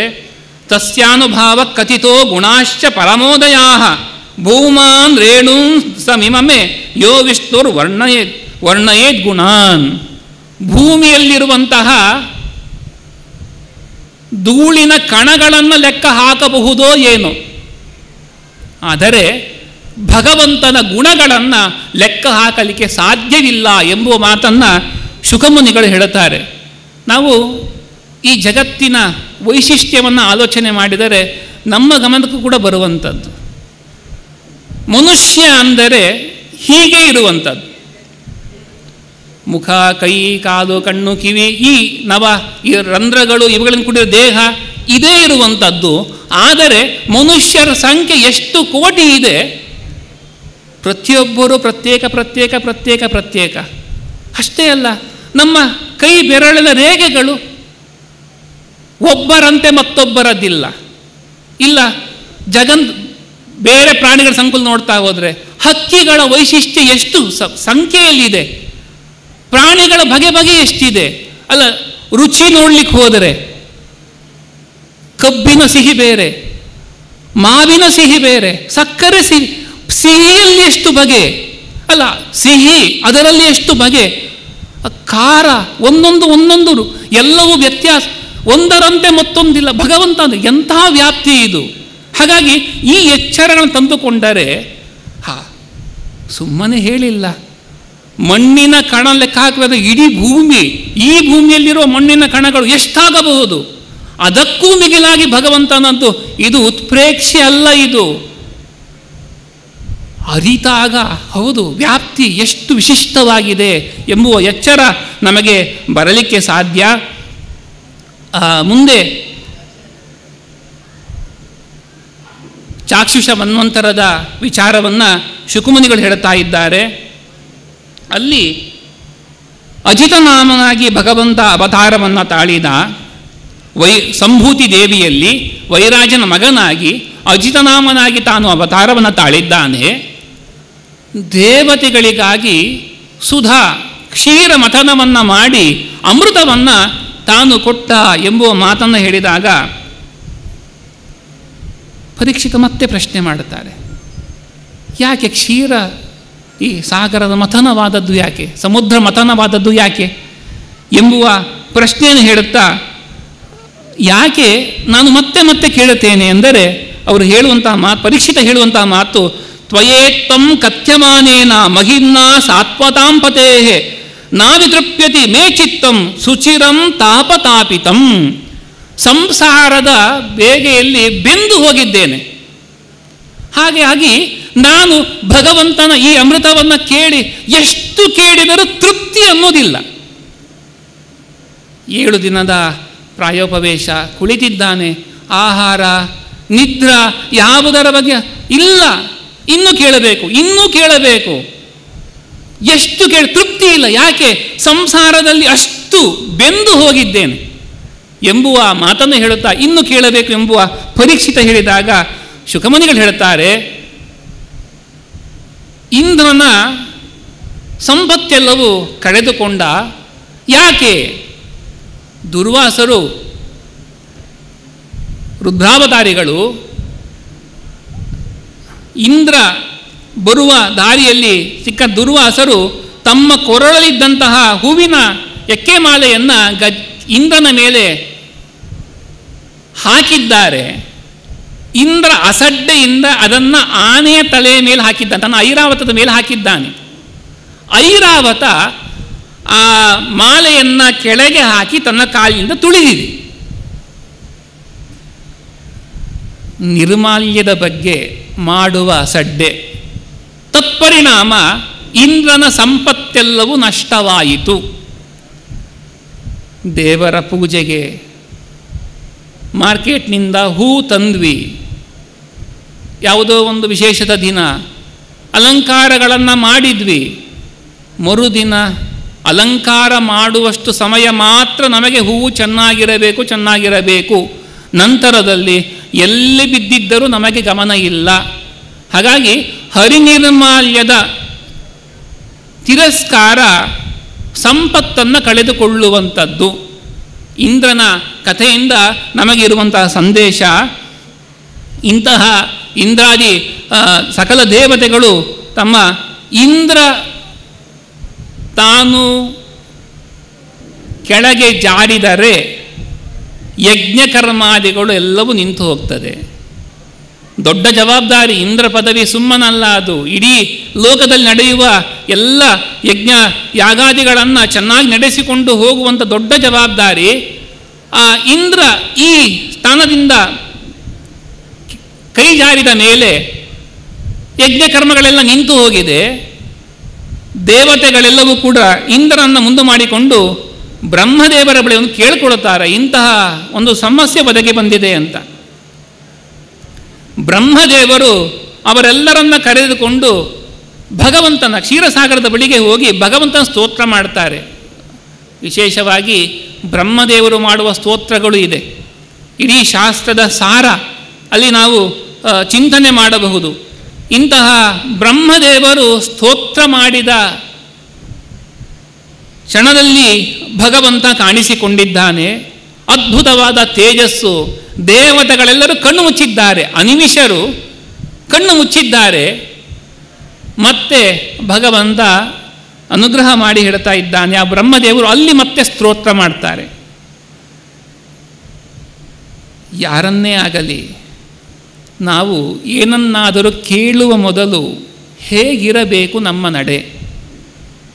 ದೇವರ ಬಳಿಗೆ ಬಂದ್ವಿ ಅಥವಾ ಗುರುಗಳ ಸನ್ನಿಧಾನಕ್ಕೆ ಹೋದ್ವಿ, ನನ್ನ ಈ ಕೆಲಸ ಆಗಬೇಕು, ಈ ಕಷ್ಟ ಇದೆ, ಇದು ಪರಿಹಾರ ಆಗಬೇಕು, ಪಟ್ಟಿಯನ್ನು ನಾವು ಓಪನ್ ಮಾಡ್ತೇವೆ. ಬಿಟ್ಟರೆ ಮೊದಲಿಗೆ ನಮ್ಮ ನಡೆ ಹೇಗಿರಬೇಕು, ಸ್ತೋತ್ರ ಮಾಡಬೇಕು. ನೀವು ಇಂಥವರು, ನಿಮ್ಮ ಸಾಮರ್ಥ್ಯ ಇಂಥದ್ದು ಇತ್ಯಾದಿಯಾಗಿ ಅವರನ್ನು ಸ್ತೋತ್ರ ಮಾಡಿದರೆ, ಸ್ತೋತ್ರ ಮಾಡಿದ ಮೇಲೆ ನಾನು ಇಂಥ ಕೆಲಸಕ್ಕೆ ಬಂದಿದ್ದೇನೆ ಅಂತ ಅಪ್ಲಿಕೇಶನ್ ಹಾಕಬೇಕು. ಇದೆಲ್ಲ ಭಗವತಾದಿ ಕೃತಿಗಳ ಮೂಲಕ ದೇವರನ್ನು ಕೇಳುವಾಗ ಸುಮ್ಮನೆ ಕೇಳುವುದಿಲ್ಲ, ಭಗವಂತನ ಗುಣಚಿಂತನೆ ವಿಶೇಷವಾಗಿ ಮಾಡಿದ್ದಾರೆ. ಮಾಡಿ ಕೇಳುವಂಥದ್ದು. ಬ್ರಹ್ಮದೇವರ ಪ್ರಾರ್ಥನೆ ಹೀಗೆ ಬಂದ ಸಂಕಟ ಎಂಬುದಾಗಿ ತಿಳಿಸಿದಾಗ ದೇವರು ಒಂದು ಕೊಡುವಂಥ ಅದ್ಭುತವಾದ ಉಪಾಯ. ನೀವೀಗ ಸಂಧಿ ಮಾಡಿಕೊಳ್ಳಬೇಕು. ಯಾತು ಧಾನೈಶ್ಚ ದೈತ್ಯೇ ತಾವಸ್ಸಂಧಿರ್ವಿಧೀಯತಾಂ ಕಾಲೇನ ಅನುಗ್ರಹೀತೈಸ್ತೈ ಯಾವದ್ವೋ ಭವ ಆತ್ಮನಃ. ಈಗ ಈ ಕಾಲಘಟ್ಟದಲ್ಲಿ ಆ ದೈತ್ಯರು ಬಲವಂತರಾಗಿದ್ದಾರೆ. ಹಾಗಾಗಿ ನೀವೀಗ ಅವರ ಜೊತೆಗೆ ಸಂಧಿಯನ್ನು ಮಾಡಿಕೊಳ್ಳಬೇಕು. ಯಾಕೆ? ನಿಮಗೆ ಸಂಪತ್ತು ಬರಬೇಕು, ಬರುವ ತನಕ ನಿಮ್ಮ ಸಂಧಿ ಇರಬೇಕು ಎಂಬುದನ್ನಾಗಿ ಹೇಳುತ್ತಾ ಒಂದು ದೃಷ್ಟಾಂತವನ್ನು ಕೊಡ್ತಾನೆ. ಅಹಿಮೂಷಿಕವದ್ದೇವಾಹ ಯತ್ಯಸ್ಯ ಪದವೀಂ ಗತೈ. ಹಾವು ಮತ್ತೆ ಒಂದು ಇಲಿ. ಹಾವಾಡಿಗ ಒಂದು ಹಾವನ್ನು ಹಿಡಿದು ಬುಟ್ಟಿ ಒಳಗೆ ಹಾಕಿಟ್ಟಿದ್ದ. ಹಾವಿಗೆ ಆಹಾರವಾಗಲಿ ಅಂತ ಒಂದು ಇಲಿಯನ್ನು ಒಳಗೆ ಹಾಕಿದ್ದ. ಹಾವು ಆಲೋಚನೆ ಮಾಡ್ತಂತೆ, ನಾನೀಗ ಇಲಿಯನ್ನು ತಿಂದು ಬಿಟ್ಟರೆ ನನ್ನ ಉದರ ತುಂಬಿತವುದು, ಆದರೆ ಹೊರಗೆ ಹೋಗಲಿಕ್ಕಾಗುವುದಿಲ್ಲ. ಮತ್ತೇನು, ನಾನು ಈ ಇಲಿಯ ಜೊತೆಗೆ ಸಂಧಿ ಮಾಡಿಕೊಡುತ್ತೇನೆ. ಏನು ಸಂಧಿ ಮಾಡಿಕೊಂಡು ಮೇಲೆ ಬುಟ್ಟಿಯನ್ನು ಕೊರೆದು ಮಾರ್ಗವನ್ನು ತಯಾರು ಮಾಡು. ನೀನು ತಯಾರು ಮಾರ್ಗದಿಂದ ನಾವಿಬ್ಬರು ಹೊರಗೆ ಹೋಗೋಣ, ಬಂಧನದಿಂದ ವಿಮುಕ್ತರಾಗೋಣ ಎಂಬುವ ಮಾತನ್ನು ನಾನು ಹೇಳಿ ಸಂಧಿ ಮಾಡಿಕೊಳ್ತೇನೆ. ಇಲಿ ಚಿಕ್ಕ ಪ್ರಾಣಿ, ಬುಟ್ಟಿ ದೊಡ್ಡದಿತ್ತು, ಅದಕ್ಕೆ ಹಾವು ಹೇಳಿತು, ನನ್ನ ಹೆಡೆಯ ಮೇಲೆ ಕುಳಿತುಕೊಂಡು ನೀನು ಮೇಲೆ ರಂಧ್ರವನ್ನು ಮಾಡು, ನಾವಿಬ್ಬರು ಹೊರಗೆ ಹೋಗೋಣ ಎಂಬುದಾಗಿ ಹೇಳಿ ಆ ಇಲಿಗೆ ಇದ್ದಂತಹ ಭಯವನ್ನು ತಾನು ಹೋಗಲಾಡಿಸಿ ಆ ರಂಧ್ರವನ್ನು ಕೊರೆಸಿ ಹೊರಗೆ ಹೋಗುವ ಮೊದಲು ಇಲಿಯನ್ನು ನುಂಗಿಕೊಂಡು ಹೋಯಿತಂತೆ. ತನ್ನ ಕಾರ್ಯವನ್ನೂ ಸಾಧಿಸಿಕೊಂಡಿತು, ಉದರದ ಭರಣೆ ಆಯಿತು ಎಂಬ ವಿಚಾರ. ಈ ರೀತಿಯಾಗಿ ಭಗವಂತ ನೀವೀಗ ದೈತ್ಯರು, ಯದ್ಯಪಿ ನಮಗೆ ಅವರು ಶತ್ರುಗಳು, ಅವ್ರ ಜೊತೆ ಹೋಗಿ ಸಂಧಿ ಮಾಡಿಕೊಳ್ಳುವುದಾ? ಇಲ್ಲ, ಕಾರ್ಯ ಆಗಬೇಕಿದೆ. ನಾವೆಲ್ಲ ಇರುವಂತಹ ಪರಿಸರ ಅದೇ. ಈಗ ನಮ್ಮ ಸುತ್ತಮುತ್ತ ಎಲ್ಲರೂ ಈ ವೈದಿಕ ಧರ್ಮವನ್ನು ದ್ವೇಷ ಮಾಡುವವರ ಸಂಖ್ಯೆ ಜಾಸ್ತಿ ಆಗ್ತಾ ಇದೆ. ಬಾಳಬೇಕಿದೆ. ಹೇಗೆ? ನಮ್ಮತನವನ್ನು ಕಳೆದುಕೊಳ್ಳದೆ ನಮ್ಮತನವನ್ನು ಉಳಿಸಿಕೊಂಡು ಅವರ ದ್ವೇಷಕ್ಕೆ ಕಾರಣವಾಗದೆ ನಾವು ನಡೆಯಬೇಕಿದೆ. ಇದೆಲ್ಲ ಸಂಧಿ. ಹೇಗೆ? ಆ ದೈತ್ಯರು ನಮ್ಮ ದ್ವೇಷಿಗಳು, ಅವರ ಜೊತೆಗೆ ಹೇಗೆ ಹೋಗುವುದು? ಇಲ್ಲ, ಬೇಕು. ಕಾರ್ಯ ಸಾಧನೆ ಮುಖ್ಯ, ಧರ್ಮ ಸಾಧನೆ ಮುಖ್ಯ. ಈ ಎಚ್ಚರವನ್ನು ತಂದುಕೊಳ್ಬೇಕಾಗಿದೆ. ಮತ್ತೆ ಭಗವಂತ ಡೈರೆಕ್ಟ್ ಮಾಡ್ತಾ ಇದ್ದಾನೆ, ನೀವು ಈ ರೀತಿ ಮಾಡಬೇಕು. ಏನು? ಕ್ಷೀರ ಸಮುದ್ರದ ಮಥನವಾಗಬೇಕಿದೆ. ಅದು ಹೇಗಿರಬೇಕು? ಎಲ್ಲ ರೀತಿಯ ಬಳ್ಳಿಗಳನ್ನು, ನೀವು ಗಿಡ ಸಸ್ಯಗಳನ್ನೆಲ್ಲ ತಂದು ಹಾಕಬೇಕು. ಮಂದಾರ ಪರ್ವತವೇ ಅದಕ್ಕೆ ಕಡಗೋಲಾಗಬೇಕು, ವಾಸುಕಿಯ ಬಳ್ಳಿ ಆಗಬೇಕು. ಹೀಗೆಲ್ಲ ನಿಯಮವನ್ನು ಭಗವಂತ ಚೌಕಟ್ಟ ಕೊಟ್ಟಿದ್ದಾನೆ. ಕ್ಷೀರ ಮಥನವಾಗುವಾಗ, ಸಮುದ್ರ ಮಥನ ಆಗುವಾಗ ಅದರಲ್ಲಿ ಬೇರೆ ಬೇರೆ ಪದಾರ್ಥಗಳು ಬರ್ತದೆ. ನೀವು ಏನನ್ನು ಬಯಸಕೂಡದು. ಯಾಕೆ? ಅಲ್ಲಿ ರಮಾದೇವಿಯ ಅವಳು ಆವಿರ್ಭೂತರಾಗಲಿಕ್ಕಿದೆ. ಹಾಗಾಗಿ ಅಲ್ಲಿ ಕಾಮನೆ ಇಲ್ಲ. ಅಲ್ಲ, ಅವ್ರು ಕೇಳುತ್ತಾರೆ, ದೈತ್ಯರು ಅವ್ರು ಬಯಸ್ತಾರೆ, ಹಾಗಾಗಿ ನಾವು ಕೇಳ್ತೇವೆ. ಇಲ್ಲ, ಅವ್ರು ಏನು ಹೇಳುತ್ತಾರೋ ತಗೊಳ್ಳಿ. ನಮಗೀಗ ಏನಾಗಿದೆ? ಅಮೃತ ಸಿಕ್ಕಬೇಕಾಗಿದೆ. ಈ ಕಾರ್ಯದ ಚೌಕಟ್ಟನ್ನು ಭಗವಂತ ಹಾಕಿಕೊಟ್ಟು ಮತ್ತೆ ಹೇಳುವಂತಹ ನ ಸಂಭ್ರಂಭೇಣ ಸಿದ್ಧ್ಯಂತಿ ಸರ್ವೇರ್ಥ ಸಾತ್ವಯ ಯಥಾ. ಕೋಪದಿಂದ, ದುಡುಕಿದ ಮಾತಿನಿಂದ, ನಾವು ಮಾಡಿದ ನುಡಿಗಳಿಂದ ಆ ಕೆಲಸ ಕೆಡ್ತದೆ ಬಿಟ್ಟರೆ, ಶಾಂತರಾಗಿದ್ದಾಗ ಯಾವ ರೀತಿ ಲಾಭ ಆಗ್ತದೋ ಅಂತಹ ಲಾಭ ಕೋಪದಿಂದ ಆಗುವುದಿಲ್ಲ. ನಭೇತವ್ಯಂ ಕಾಲಕೂಟ. ವಿಷ ಬರ್ತದೆ, ಹೆದರಬೇಡಿ. ಹಾಲಾಹಲ ಉತ್ಪನ್ನವಾದಾಗ ಹೆದರಬೇಡಿ. ಅಮೃತ ಬರುವ ತನಕ ತಾಳ್ಮೆಯಿಂದ ಇರಿ ಎಂಬುದಾಗಿ ದೇವರು ಹೇಳಿಕೊಟ್ಟಂತೆ ದೇವತೆಗಳು ಬಲಿಯ ಬಳಿಗೆ ಸಂಧಾನಕ್ಕೆ ಹೋಗಿದ್ದಾರೆ. ನಿರಾಯುಧರಾಗಿ ಬಂದಂತಹ ಆ ದೇವತೆಗಳನ್ನು ಕಂಡು ಬಲಿ ಸಂಧಾನಕ್ಕೆ ಒಪ್ಪಿದ್ದಾನೆ. ಪರ್ವತವನ್ನು ಎತ್ತಿಕೊಂಡು ಬರಬೇಕು, ಮಂದರ ಪರ್ವತವನ್ನು. ಭಾರ ಒಂದಷ್ಟು ದೂರ ತಂದಿದ್ದಾರೆ, ಸೋತು ಹೋಗಿದ್ದಾರೆ. ಆದರೆ ಮಹಾಭಾರತದಲ್ಲಿ ಹೇಳುವಂತೆ ಭಗವಂತನೇ ಆ ಮಂದರ ಪರ್ವತವನ್ನು ಎತ್ತು ತಂದದ್ದು. ದಾರಿಯಲ್ಲಿ ಬರುವಾಗ ಯಾವಾಗಲೂ ಅಂತ ಅನ್ನಿಸ್ತದೆ, ಅವ್ರು ಯಾಕೆ ಮಾಡಬೇಕಿತ್ತು, ಈ ಕೆಲಸ ನಾವೇ ಮಾಡ್ತಿದ್ವಿ. ಕೆಲಸ ಆದ ಮೇಲೆ ಮಾತು ಬರ್ತದೆ. ಹಾಗೆ ಮಂದರ ಪರ್ವತವನ್ನು ಎತ್ತಿ ತರುವಾಗ ದೇವತೆಗಳ ಮನಸ್ಸಿಗೆ ಬಂತಂತೆ, ನಾವೇ ದೈತ್ಯರು, ನಾವೇ ಬಲಶಾಲಿಗಳಿದ್ವಿ, ನಾವೇ ತರ್ತಿದ್ವಿ, ಯಾಕೆ ಸುಮ್ಮನೆ ಭಗವಂತ ಗರುಡನ ಮೇಲೆ ಎತ್ತಿ ತಂದ ಅಂತ. ಭಗವಂತ ಮಂದರ ಪರ್ವತವನ್ನು ಅವರಿಗೆ ಹೊರಲು ಬಿಟ್ಟರೆ ಎಲ್ಲರೂ ಅದರ ಅಪ್ಪಚ್ಚಿ ಆದರಂತೆ. ಮತ್ತೆ ಭಗವಂತ ಅವರ ಮೇಲೆ ಕೃಪಾದೃಷ್ಟಿಯಿಂದ ಅವರನ್ನೆಲ್ಲ ಬದುಕಿಸಿದ್ದ. ಮುಂದೆ ಕ್ಷೀರ ಸಮುದ್ರದ ಮಥನಕ್ಕೆ ಎಲ್ಲವೂ ಸಿದ್ಧತೆಯಾಗಿದೆ. ದೇವತೆಗಳು ಭಗವಂತ ಹೋಗಿ ತಾನು ಮೊದಲಿಗೆ ವಾಸುಕಿಯ ಮುಖದ ಭಾಗದಲ್ಲಿ ನಿಂತಂತೆ. ದೇವತೆಗಳು ಅವನನ್ನೇ ಫಾಲೋ ಮಾಡಿದ್ದಾರೆ ಜೊತೆಗೆ ಹೋಗಿ. ಆಗ ದೈತ್ಯರು ಹೇಳ್ತಂತೆ, ನಾವೆಲ್ಲ ದೊಡ್ಡ ಕುಲದಲ್ಲಿ ಬಂದವರು, ವೇದ ಪಾರಂಗದರು, ನಾವು ಹೋಗಿ ಹೋಗಿ ಹಾವಿನ ಬಾಲವನ್ನು ಹಿಡಿಯುವುದಾ? ಅಮಂಗಳ ಅದು.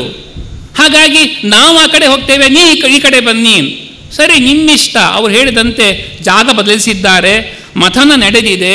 ಮಥನ ನಡೆಯುವಾಗ ಬೆಟ್ಟ ಜಾರಿದೆ. ಯಾಕೆ ಅಂದರೆ ವಿಲೋಕ್ಯ ವಿಘ್ನೇಶ ಗತಿಂ ತದೇಶ್ವರೋ. ಮೊದಲಿಗೆ ಗಣಪತಿಯ ಪೂಜೆ ಮಾಡಬೇಕಿತ್ತು, ಪೂಜೆ ಮಾಡಲಿಲ್ಲ. ಏನಾಯಿತು? ಪರ್ವತ ಜಾರಿದೆ. ಇಲ್ಲ, ಭಗವಂತ ಎಲ್ಲ ಕೂರ್ಮಾವತಾರವನ್ನು ತಾಳಿದ್ದಾನೆ.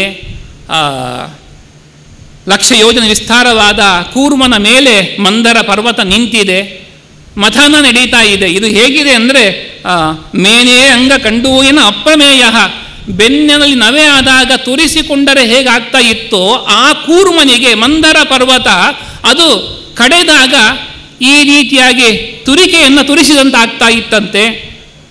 ಹೀಗೆ ಇಷ್ಟೇ ಅಲ್ಲ, ಮತ್ತೆ ಎಲ್ಲರೊಳಗೂ ತಾನು ಪ್ರವೇಶ ಮಾಡಿದ್ದಾನೆ.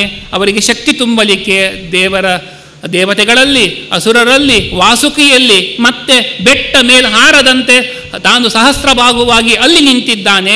ಒಳಗೂ ನಿಂತಿದ್ದಾನೆ, ಬೆಟ್ಟದ ಒಳಗೂ. ಅದು ಪುಡಿಯಾಗದಂತೆ ರಭಸದಿಂದ ಮಥನ ನಡೆದಿದೆ. ಹಾಲಾವಲದ ಉತ್ಪತ್ತಿಯಾಗಿದೆ. ಬಂದ ತಕ್ಷಣ ಜಗತ್ತೆಲ್ಲವೂ ನಾಶವಾಗುವ ಭೀತಿ.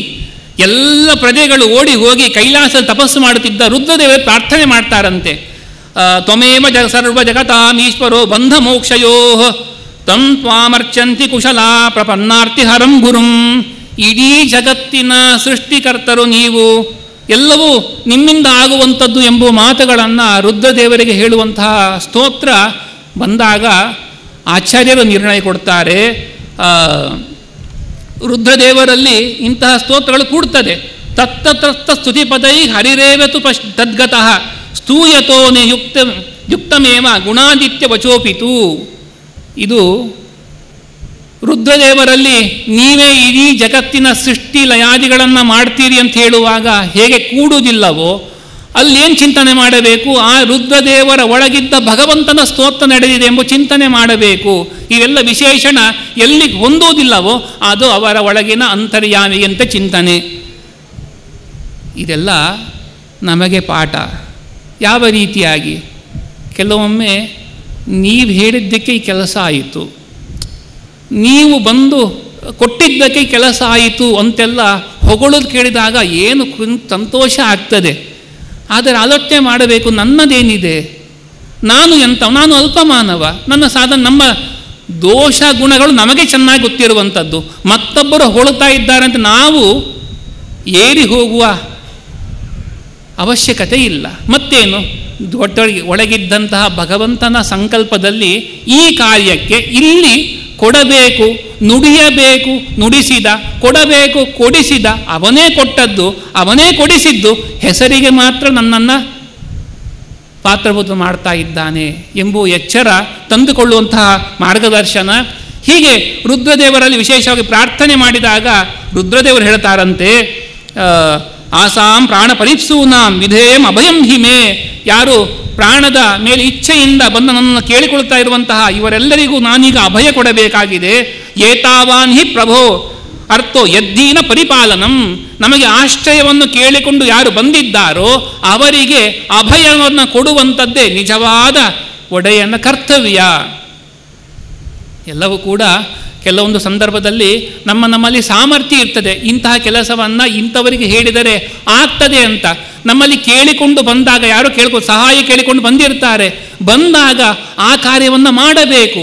ಮಾಡಿ ಅದು ಭಗವಂತನಿಗೆ ಅರ್ಪಣೆ ಮಾಡುವಂಥದ್ದು ವಿಶೇಷವಾಗಿ. ಇದನ್ನು ರುದ್ರದೇವರು ಹಾಲಾಹಲ ವಿಷ ಬಂದಾಗ ಯಾವ ಚಿಂತನೆ ಮಾಡಿದ್ರು? ತಪ್ಯಂತೆ ಲೋಕತಾಪೇನ ಸಾಧವ ಪ್ರಾಯಶೋ ಜನಾ ಪರಮಾರಾಧನಂ ತದ್ಯೆ ಪುರುಷಶ್ಚಾಕಿಲಾತ್ಮನಃ. ಸಜ್ಜನರಿಗೆ ದುಃಖ ಬಂದಾಗ ಅದು ನಮ್ಮ ದುಃಖ ಎಂಬುದಾಗಿ ಚಿಂತಿಸಿ ಅದಕ್ಕೆ ಪರಿತಾಪವನ್ನು ಪಟ್ಟರೆ ಅದೇ ಭಗವಂತ ನಿಜವಾದ ಆರಾಧನೆ ಎಂಬುವ ಮಾತು ಭಾಗವತ ತಿಳಿಸಿಕೊಡ್ತಾ ಇದೆ. ನಾವೆಲ್ಲ ಮೊನ್ನೆಯಷ್ಟೇ ಒಂದು ದುರ್ಘಟನೆಯನ್ನು ನೋಡಿದ್ವಿ. ಉಗ್ರರು ಮಾಡಿದಂತಹ ಅಮಾಯಕರ ಬಲಿಯನ್ನು ನೋಡಿದ್ವಿ. ಆವಾಗ ವೆಂಕಟೇಶಾಚಾರ್ಯರು ನೆನಪು ಮಾಡಿದರು, ಇದು ಪೂಜ್ಯ ಗುರುಗಳು ಹಿಂದೆ ಈ ಭಾಗವತದ ಏನೊಂದು ವ್ರತದ ಸಂಕಲ್ಪ ಮಾಡಿದಾಗ ಪುಲ್ವಾಮದಲ್ಲೂ ಕೂಡ ಇದೇ ರೀತಿಯಾಗಿ ಸೈನಿಕರ ಹತ್ಯೆ ನಡೆದಿತ್ತು. ಆ ಸಂದರ್ಭದಲ್ಲೂ ಕೂಡ ವಿಶೇಷವಾಗಿ ಪ್ರಾರ್ಥನೆ ನಡೆದಿತ್ತು. ಈ ಯಾರೆಲ್ಲ ಅಮಾಯಕರಿದ್ದಾರೆ, ದುಃಖಿತರಾಗಿದ್ದಾರೆ, ಅವರಿಗೆ ಮನಸ್ಥೈರ್ಯ ಒದಗಿ ಬರಬೇಕು, ದುಷ್ಟರ ಶಿಕ್ಷೆ ಆಗಬೇಕು ಎಂಬ ಪ್ರಾರ್ಥನೆ ಅಂದು ನಡೆದಿತ್ತು. ಇಂದೂ ಕೂಡ ಅಲ್ಲೆಲ್ಲ ಮೃತರಾದವರು, ಯಾರು ಕ್ಷೇತ್ರ ನೋಡಲಿಕ್ಕೆ ಅಂತ ಹೋದವರು, ಅವರ ದುಃಖದ ಪರಿಹಾರ ಆಗಬೇಕು, ದೇವರಲ್ಲಿ ಪ್ರಾರ್ಥನೆ. ಯಾಕೆ ನಾವು ಪುಣ್ಯದ ಗಂಟು ಕಟ್ಟಿಕೊಂಡಿದ್ದೇವೆ, ಬೆಳಿಗ್ಗೆಯಿಂದ ಕುಳಿತು ಭಾಗವತ ಶ್ರವಣವನ್ನು ಮಾಡಿ ದೊಡ್ಡ ಅಮೌಂಟ್ ನಮ್ಮ ಅಕೌಂಟಿಗೆ ಬಂದು ಬಿದ್ದಿದೆ, ಪುಣ್ಯದ ಗಂಟು. ಹಾಗಾಗಿ ಅಂತಹ ಯಾರು ದುಃಖ ತಪ್ತರಿದ್ದಾರೋ ಅವರಿಗೂ ಸಹಿಸಿಕೊಳ್ಳುವ ಶಕ್ತಿ ಬರಬೇಕು. ಸಜ್ಜನರು ಎಲ್ಲೇ ಇರಲಿ ಅವರು ನಮ್ಮವರೇ, ಅವರ ತಾಪ ನಮ್ಮ ತಾಪ, ಇದು ನಿಜವಾದ ಕರ್ತವ್ಯ ಎಂಬ ದೃಷ್ಟಿಯಲ್ಲಿ ಹೇಳುತ್ತಾ ರುದ್ರದೇವರು ಹಲಾಹಲ ವಿಷವನ್ನು ಪಾನ ಮಾಡಿದ ವಿಚಾರ ಭಾಗವತ ತಿಳಿಸಿಕೊಡ್ತಾ ಇದೆ. ಪದ್ಮಪುರಾಣದಲ್ಲಿ ರುದ್ರದೇವರ ಹೇಳುವ ಮಾತಿದೆ, ಹರಿಯ ಆಜ್ಞೆಯಂತೆ ಬ್ರಹ್ಮದೇವರು ಈ ಹಾಲಾಹಲ ಪಾನ ಮಾಡಲಿಕ್ಕೆ ವಾಯುದೇವರಿಗೆ ಹೇಳಿದ್ದಂತೆ ವಾಯುದೇವರು ಎಲ್ಲವನ್ನ ತಾನು ಸ್ವೀಕಾರ, ಒಂದು ಅಂಶವನ್ನು ಅದರ ಕೊನೆಯ ಭಾಗವನ್ನು ಚಿರಟವನ್ನು ತೆಗೆದು ದೇವರಿಗೆ ಆ ದೇವತೆಗಳಲ್ಲಿ ಸತ್ವ ಪರೀಕ್ಷೆಗಾಗಿ ಕೊಟ್ಟರು. ಅದನ್ನು ರುದ್ರದೇವರು ತಾನು ಪಾನ ಮಾಡಿದೆಂಬ ವಿಚಾರವನ್ನು ನಾನು ಕುಡಿದದ್ದು ಸುಮ್ಮನೆ ಕುಡಿಯಲಿಲ್ಲ, ನಾನು ದೇವರ ನಾಮಸ್ಮರಣೆಯನ್ನು ಮಾಡುತ್ತಾ ಪಾನ ಮಾಡಿದ್ದು, ಅಚ್ಯುತಾಯ ನಮಃ ಅನಂತಾಯನ ನಾಮತ್ರಯದ ಉಚ್ಚಾರಣೆ ಮಾಡುತ್ತಾ ನಾನು ಕುಡಿದೆ. ಆದರೂ ಕೂಡ ಆ ಕಲಿ ಹಾಲಾಲ ಸುಮ್ಮನೆ ಅಲ್ಲ, ಕಲಿಯ ಅಭಿಮಾನಿ ಅದಕ್ಕೆ, ಅದನ್ನು ಮುಟ್ಲಿಕ್ಕೆ ಆಗುವುದಿಲ್ಲ. ನನಗೆ ಸಾಮರ್ಥ್ಯ ಬಂದದ್ದು, ನಾನು ನೀಲಕಂಠನಾದರೂ ಕೂಡ ಉಳಿದಿದ್ದು ಹೇಗೆ? ಹರಿ ದೇವರ ವಾಯುದೇವರ ಅನುಗ್ರಹದಿಂದ ನಾನು ಉಳಿದದ್ದು ಎಂಬುದಾಗಿ ಇದು ಪಾರ್ವತಿ ದೇವಿಗೆ ರುದ್ರದೇವರ ಹೇಳಿದ ಮಾತುಗಳಿದೆ. ಹೀಗೆ ಹಾಲಾಹಲ ವಿಷಯದ ನಂತರದಲ್ಲಿ ಮತ್ತೆ ಮತನ ನಡೆದಿದೆ. ಅಲ್ಲಿ ಕಾಮಧೇನು ಇತ್ಯಾದಿ ಪದಾರ್ಥಗಳು ಬಂದಂತೆ ಅವುಗಳ ಸ್ವೀಕಾರವನ್ನು ಒಬ್ಬೊಬ್ಬರು ಮಾಡಿದ್ದಾರೆ. ಲಕ್ಷ್ಮಿ ತಾನು ಆವಿರ್ಭವಿತಳಾಗಿದ್ದಾಳೆ. ಎಂತಹ ಸೌಂದರ್ಯ, ಅದ್ಭುತವಾದ ರೂಪಲಾವಣ್ಯ ಕೂಡಿಕೊಂಡು ಲಕ್ಷ್ಮೀದೇವಿ ಬಂದಾಗ ಅವಳಿಗೆ ಇಂದ್ರದೇವರು ಆಸನವನ್ನು ತಂದು ಕೊಟ್ಟು ಆ ಅಭಿಷೇಕಾದಿಗಳು ನಡೆದಿದೆ. ಮುಂದೆ ಸ್ವಯಂವರ ನಡೆಯಬೇಕು, ಸ್ವಯಂವರ ನಡೆಯಬೇಕು. ಅದಕ್ಕಾಗಿ ಅಭಿಷೇಕಾದಿಗಳು ನಡೆದಿದ್ದು ಲಕ್ಷ್ಮೀದೇವಿಗೆ. ಸ್ವಯಂವರಕ್ಕಾಗಿ ಎಲ್ಲ ದೈತ್ಯರೆಲ್ಲರೂ ಕೂಡ ಆಸೆ ಪಟ್ಟರಂತೆ. ಲಕ್ಷ್ಮೀದೇವಿ ಒಬ್ಬೊಬ್ಬರ ದೇವತೆಗಿದ್ದಂತಹ ಗುಣಗಳ ಚಿಂತನೆ ಮಾಡಿದ್ದಾರೆ. ಇದು ಲಕ್ಷ್ಮೀ ಶೋಭಾನೆಯಲ್ಲಿ ವಾದಿರಾಜ ಗುರು ಸಾರ್ವಭೌಮರು ವಿಶೇಷವಾಗಿ ಅವರಿಗೆ ಇದರಿಂದಲೇ ಸ್ಫೂರ್ತಿ. ದೇವತೆಗಳು ಹೀಗೆ ತಪಸ್ಸು ಮಾಡಿದರು, ಆದರೂ ಏನು ಪ್ರಯೋಜನ ಇಲ್ಲ, ಕೋಪವನ್ನು ಕಳೆದುಕೊಂಡಿಲ್ಲ ಇತ್ಯಾದಿಯಾಗಿ ಒಬ್ಬೊಬ್ಬರ ಗುಣಗಳನ್ನು ಚಿಂತನೆ ಮಾಡ್ತಾ ಬಂದು ಕೊನೆಗೆ ಭಗವಂತನನ್ನು ವರಿಸಿದಳು ಎಂಬ ವಿಚಾರ ಇದೆ.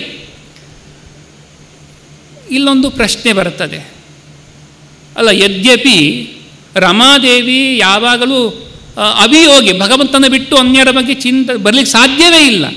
ಅಂತಹ ರಮಾದೇವಿ ಈ ದೇವತೆಗಳಲ್ಲೆಲ್ಲ ಚಿಂತನೆ ಮಾಡಿದ್ಲಂತಲ್ಲ, ಯಾಕಿದು? ಅನ್ಯ ವ್ಯಾಖ್ಯಾನಕಾರರು ಅಂದರೆ ವಿಶ್ವನಾಥ ಮತ್ತು ಬೇರೆ ಬೇರೆ ವ್ಯಾಖ್ಯಾನಗಳಲ್ಲಿ ಎರಡು ರಮಾರೂಪ, ಒಂದು ಸಂಪತ್ತಿನ ಅಭಿಮಾನಿ ರಮಾರೂಪ, ಆ ರೂಪ ಹೀಗೆಲ್ಲ ನೋಡ್ತಾ ಬಂತು.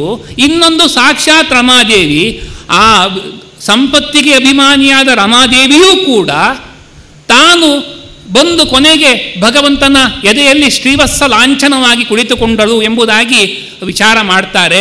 ಆದರೆ ಶ್ರೀಮದ್ ಆಚಾರ್ಯರು ಹೇಳ್ತಾರೆ, ಅನಾದ್ಯನಂತ ಕಾಲೇಪಿ ವಿಷ್ಣುಮೇವಾಷ್ಟಿತಾರಮ ಅನ್ಯೇಷಾಂ ಜ್ಞಾಪನಾರ್ಥಾಯ ದೋಷಾನ್ ಉತ್ತೇತರಾನ್ ಹಿಜಹು. ಈ ರೀತಿಯಾಗಿ ದೇವತೆಗಳಲ್ಲಿರುವ ತನಗೆ ಯಾವುದು ಇಲ್ಲ, ಆದರೆ ಇದೆಲ್ಲ ಭಗವಂತನ್ನೇ ಸದಾಕಾಲ ಆಶ್ರಯಿಸಿರುವಂತಹ ರಮಾದೇವಿ ಗುಣಗಳ ಅವರಲ್ಲಿರುವ ಅವಗುಣಗಳನ್ನು ಯಾಕೆ ಹೇಳಿದ್ದು? ಗೊತ್ತಾಗಬೇಕಿದೆ ಎಂಬುದಕ್ಕಾಗಿ ತಿಳಿಸಿದ್ದು ಎಂಬುದನ್ನು ವಿಶೇಷವಾಗಿ ತಿಳಿಸ್ತಾರೆ. ಇಲ್ಲೆಲ್ಲ ಲಕ್ಷ್ಮೀನಾರಾಯಣ ಸ್ವಯಂವರದ ಚಿಂತನೆ ಎಂದರೆ ನಮಗೂ ಕೂಡ ಸಂಪತ್ತು ಬರುತ್ತದೆ. ನಮಗೆ ಬರುವ ಸಂಪತ್ತು ವಾಮ ಮಾರ್ಗದಲ್ಲಿ ವಿನಿಯೋಗವಾಗದೆ ದೇವ ಕಾರ್ಯದಲ್ಲಿಯೇ ವಿನಿಯೋಗ ಆಗಬೇಕು. ಅಂದರೆ ಅಲ್ಲೆಲ್ಲ ಬೇರೆ ಬೇರೆ ದೇವತೆ ದೈತ್ಯಗಳೆಲ್ಲರೂ ಕುಳಿತಿದ್ದರೂ ಕೂಡ ಅವರ ಕಡೆಗೆ ಲಕ್ಷ್ಮಿ ಹೋಗದೆ ನಾರಾಯಣನ ಪುರುಷೋತ್ತಮನಿಗೆ ಬಂದು ಹೇಗೆ ತಾನು ಹಾರವನ್ನು ಹಾಕಿದಳೋ ಅದರಂತೆ ನಮ್ಮ ಸಂಪತ್ತು ಧರ್ಮ ಮಾರ್ಗದಲ್ಲಿಯೇ ವಿನಿಯೋಗವಾಗಬೇಕು ಎಂಬುವ ಎಚ್ಚರ ಸದಾ ನಮ್ಮದಾಗಿರಬೇಕು. ಈ ರೀತಿಯಾಗಿ ಲಕ್ಷ್ಮೀ ಸ್ವಯಂವರ ನಡೆದಿದೆ. ಮತ್ತೆ ಸಮುದ್ರ ಮಥನ ನಡೆದಿದೆ. ಅಮೃತವನ್ನು ಇಟ್ಟುಕೊಂಡು ಧನ್ವಂತರಿ ಉದಿಸಿದ್ದಾನೆ. ಅಮೃತವನ್ನು ಕಂಡ ಮರುಕ್ಷಣದಲ್ಲಿಯೇ ದೈತ್ಯರು ಅಪಹರಿಸಿದ್ದಾರೆ. ಮತ್ತೆ ಪ್ರಶ್ನೆ ಬರುತ್ತದೆ, ದೇವರಿಗಷ್ಟು ಸಾಮರ್ಥ್ಯ ಇಲ್ವಾ? ತನ್ನ ಕೈಯಲ್ಲಿದ್ದ ಅಮೃತ ಕಲಶವನ್ನು ಅಪಹಾರ ಮಾಡುವಾಗ ತಡಿಬೋದಿತ್ತಲ್ವ, ಯಾಕೆ ಬಿಟ್ಟುಕೊಟ್ಟಿದ್ದು? ಅದಕ್ಕೆ ಶ್ರೀಮದ್ ಆಚಾರ್ಯರು ತೇಷಾಂ ಸತ್ಯಾಚಾಲನಾರ್ಥಂ ಹರಿಧನ್ವಂತರಿ ವಿಭು ಸಮರ್ಥೋಪಿ ಅಸುರಾಣಾಂತು ಸ್ವಹಸ್ತಾದಮೋಚತ್ ಸುಧಾಂ, ಬ್ರಹ್ಮಪುರಾಣದ ಬರುವಂತಹ ವಾಕ್ಯವನ್ನು ಆಚಾರ್ಯರು ನಮಗೆ ಕೊಡುವ ಮೂಲಕ ತಿಳಿಸಿಕೊಡ್ತಾ ಇದ್ದಾರೆ. ಆರಂಭದಲ್ಲಿ ಮಥನವಾಗುವಾಗ ನಡೆದದ್ದೇನಿದೆ ಬರುವಂಥದ್ದಲ್ಲಿ ನಾವು ಹಂಚಿಕೊಳ್ಳುವುದು ಅಂತ. ಆದರೆ ಅಮೃತವನ್ನು ಮರುಕ್ಷಣದಲ್ಲಿಯೇ ಮಾಡಿಕೊಂಡಂತಹ ಏನು ಒಪ್ಪಂದ ಇದೆ ಅದನ್ನು ಮೀರಿ ಹೋಗುವಂಥದ್ದು, ತನ್ನ ನಡತೆಯಲ್ಲಿರೋ ದೋಷವನ್ನು, ದೈತ್ಯರಲ್ಲಿರುವಂಥ ದೋಷವನ್ನು ತೋರಿಸಲಿಕ್ಕಾಗಿ ಭಗವಂತ ಸಮರ್ಥನಾಗಿದ್ದರೂ ಕೂಡ ಅಮೃತವನ್ನು ಇಟ್ಟುಕೊಳ್ಳಲಿಲ್ಲ. ಆಯಿತು, ಅವರಲ್ಲಿ ತಿಕ್ಕಾಟ ಶುರುವಾಯಿತು. ಹೋಗಲಿ, ತೆಗೆದುಕೊಂಡವ್ರು ಕುಡಿದಿದ್ದಾರಾ? ಇಲ್ಲ, ನಾನು ಬಲಿಷ್ಠ, ನಾನು ಮೊದಲು ಕುಡಿಯಬೇಕು, ತಿಕ್ಕಾಟ ನಡೆದಿದೆ. ಇದು ಯಾವಾಗಲೂ ದುಷ್ಟರಲ್ಲಿ ಯಾವತ್ತೂ ಒಮ್ಮತ ಬರಲಿಕ್ಕೆ ಸಾಧ್ಯ ಇಲ್ಲ. ದೇವತೆಗಳು ದೇವರಿಗೆ ಶರಣಾಗತರಾದರು. ಯಾರು ಎಷ್ಟು ಶ್ರಮವನ್ನು ವಹಿಸಿದ್ದಾರೋ ಅವರ ಯೋಗ್ಯತವಾಗಿ ಅದು ಹಂಚಬೇಕು ಎಂಬ ತೀರ್ಮಾನವನ್ನು ಭಗವಂತ ಮಾಡಿ ಮೋಹಿನಿ ರೂಪವನ್ನು ತಾಳಿದ್ದಾನೆ. ನವಯೌವನದ ತರುಣಿ ನಡೆದು ಬರುವಾಗ ದೈತ್ಯರು ತಿಕ್ಕಾಟ ಮಾಡ್ತಾ ಇದ್ದರು, ದೃಷ್ಟಿಯಲ್ಲಿ ಹೋಗಿದೆ. ಅವಳನ್ನು ಒಲಿಸಿಕೊಳ್ಳಬೇಕು ಎಂಬುದಾಗಿ ನಡೆದಿದೆ ಮಾತು. ಅವಳ ನಗೆ, ಆ ನಡೆ, ವಯ್ಯಾರ ಇತ್ಯಾದಿಗಳು ಅವರನ್ನು ಸೆಳೆದಿದೆ. ಅವರೆಲ್ಲ ಹೋಗಿ ನೀನು ಯಾರು ಎಂಬುದಾಗಿ ಕೇಳುತ್ತಾ, ನಾವೆಲ್ಲ ಒಂದೇ ದಾಯಾದಿಗಳು, ಆದರೆ ಒಂದು ವಸ್ತುವಿಗಾಗಿ ತಿಕ್ಕಾಟ ಮಾಡ್ತಾ ಇದ್ದೇವೆ, ನೀನು ನಮಗೆ ಅನ್ಯಾಯವಾಗದಂತೆ ಹಂಚಬೇಕು ಎಂಬುವ ಮಾತನ್ನು ಆ ದೈತ್ಯರೆಲ್ಲರೂ ಮೋಹಿನಿಯಲ್ಲಿ ಕೇಳಿಕೊಂಡಿದ್ದಾರೆ. ಮೋಹಿನಿ ಹೇಳ್ತಾಳೆ, ನೀವೆಲ್ಲ ತಿಳಿದವರು, ಕಾಶ್ಯಪರ ವಂಶದಲ್ಲಿ ಬಂದವರು, ನೀವು ಹೇಗೆ ಚಂಚಲ ಸ್ವೇಚ್ಛಾಚಾರಿಯಾದ ಮಹಿಳೆಯಲ್ಲಿ ವಿಶ್ವಾಸ ಮಾಡ್ತಾ ಇದ್ದೀರಾ? ಸಾಲಾವೃಕಾಣಾಂ ಸ್ತ್ರೀಣಾಂ ಚ ಸ್ವೈರೀಣಾನಾಂ ಸುರದ್ವಿಷಃ ಸಂಖ್ಯಾನ್ಯಾಹು ಅನಿತ್ಯಾನಿ ಸತ್ಯಾನ್ಯಾಹು ಅನಿತ್ಯಾನಿ ನೂತ್ನಂ ವಿಚಿನ್ನತಾಂ. ನರಿ, ನಾಯಿ, ಕೋತಿ, ಆ ಸ್ವೇಚ್ಛಾಚಾರಿ ಮಹಿಳೆ, ಇವರಲ್ಲಿ ಸತ್ಯ ಯಾವತ್ತು ನಿತ್ಯ ಅಲ್ಲ, ಈ ಕ್ಷಣ ತಪ್ಪಿ ಹೋಗಬಹುದು. ಹಾಗಾಗಿ ಮತ್ತೆ ಮತ್ತೆ ವಿಚಾರ ಮಾಡಿ ಎಂಬುವ ಮಾತನ್ನು ಹೇಳಿದಾಗ ಎಲ್ಲೋ ನಮ್ಮಲ್ಲಿ ನಾಚಿಕೊಂಡು ಹೇಳ್ತಾ ಇರಬೇಕು ಅಂತ ಅವರು ಆಲೋಚನೆ ಮಾಡಿದ್ದಾರೆ. ಆಯಿತು, ನಾನು ಹಂಚುತ್ತೇನೆಂಬುದಾಗಿ ಒಪ್ಪಿ ಅಮೃತವನ್ನು ಹಿಡಿದುಕೊಂಡು ಎಲ್ಲರೂ ಸ್ನಾನವನ್ನು ಮಾಡಿ ಬಂದು ತಮ್ಮ ತಮ್ಮ ಪಂಕ್ತಿಯಲ್ಲಿ ಕುಳ್ಳಿರಿಸಿ ಅವರನ್ನು ಅಮೃತದ ಹಂಚಿಕೆ ನಡೆದಿದೆ. ದೇವರ ವ್ಯಾಪಾರ ಎಷ್ಟು ಅದ್ಭುತ ಅಂದರೆ, ನಾನು ದೇವತೆಗಳಿಗೆ ಅಮೃತವನ್ನು ಹಂಚುತ್ತಾ ಇದ್ದಾಳೆ, ಆದರೆ ಅಸುರರು ನೋಡ್ತಾ ಇದ್ದಾರೆ, ಅವರಿಗೆ ಸಮಾಧಾನ ಆಗಬೇಕಲ್ಲ. ದೂರಸ್ಥಾನ್ ಪಾಯಯಾಮಾಸ ದೈತ್ಯಾನ್ ಗೃಹೀತ ಕಲಶೋ ವಂಚಯನ್ ಉಪಸಂಚರೈ. ಆವಾಗ ಮಧ್ಯದಲ್ಲಿ ಹೋಗಿ ದೈತ್ಯರನ್ನು ಮಾತಾಡಿಸೋದು. ದೇವರ ಉಪಾಯ ಇದೆಯಲ್ಲ, ಕೇವಲ ದೇವತೆಗಳಿಗೆ ಮಾತ್ರ ಕೊಟ್ಟಿದ್ದರೆ ನಮ್ಮನ್ನು ನೋಡೇ ಇಲ್ಲ ಅಂತ ತಿರಸ್ಕಾರದಿಂದ ದೈತ್ಯರು ಏನಾದರೂ ಜಗಳ ತರುವ ಪ್ರಸಂಗ ಇದ್ದೀತು. ಆದರೆ ಮಧ್ಯದಲ್ಲಿ ಇಲ್ಲ, ಈಗ ಬಂದೆ, ಒಂದು ನಗು ಸಾಕು, ಓ ಇಲ್ಲ ಮರೀಲಿಲ್ಲ, ನಮ್ಗೆ ಕೊಡ್ತಾರೆ ಎಂಬ ಸಮಾಧಾನವನ್ನು ಅವರೇ ಮಾಡಿಕೊಂಡು ಕಾಯ್ತಾ ಕುಳಿತರು. ಮತ್ತೆ ಆಲೋಚನೆ ಮಾಡಿದರು, ತಪ್ಪು ಮಾಡಿದ್ವಿ ನಾವು, ಹೇಳಿದ್ದು ನಾವೇ, ಮೊದಲೇ ನನ್ನ ಹಂಚುವಿಕೆಯಲ್ಲಿ ವ್ಯತ್ಯಾಸ ಆಗ್ಬೋದು ಹೇಳಿದರೂ ಕೂಡ ಒಪ್ಪಿಕೊಂಡಿದ್ದು ನಾವೇ, ನಮ್ಮಿಂದನೇ ತಪ್ಪಾಗಿದೆ ಎಂಬುದಾಗಿ ಸುಮ್ಮನೆ ಕುಳಿತಿದ್ದಾರೆ. ಅಮೃತದ ಹಂಚಿಕೆ ನಡೆದಿದೆ. ಆ ಸಾಲಿಗೆ ರಾಹು ಬಂದು ದೇವತೆಗಳ ರೂಪವನ್ನು ತಾಳಿ ಬಂದು ಕುಳಿತಿದ್ದಾನೆ. ಚಂದ್ರ ಸೂರ್ಯರು ಸೂಚನೆ ಕೊಟ್ಟಿದ್ದಾರೆ, ಪಾನ ಕಂಠದ ತನಕ ಹೋಗಿದೆ, ಚಕ್ರ ಪ್ರಯೋಗ ಮಾಡಿ ರಾಹುವಿನ ಶಿರಚ್ಛೇದ ಆಗಿದೆ. ಆ ಶಿರದಲ್ಲಿ 100 ಜನ ಕೇತು ದೇವತೆಗಳು ಕುಳಿತಿದ್ದಾರೆ.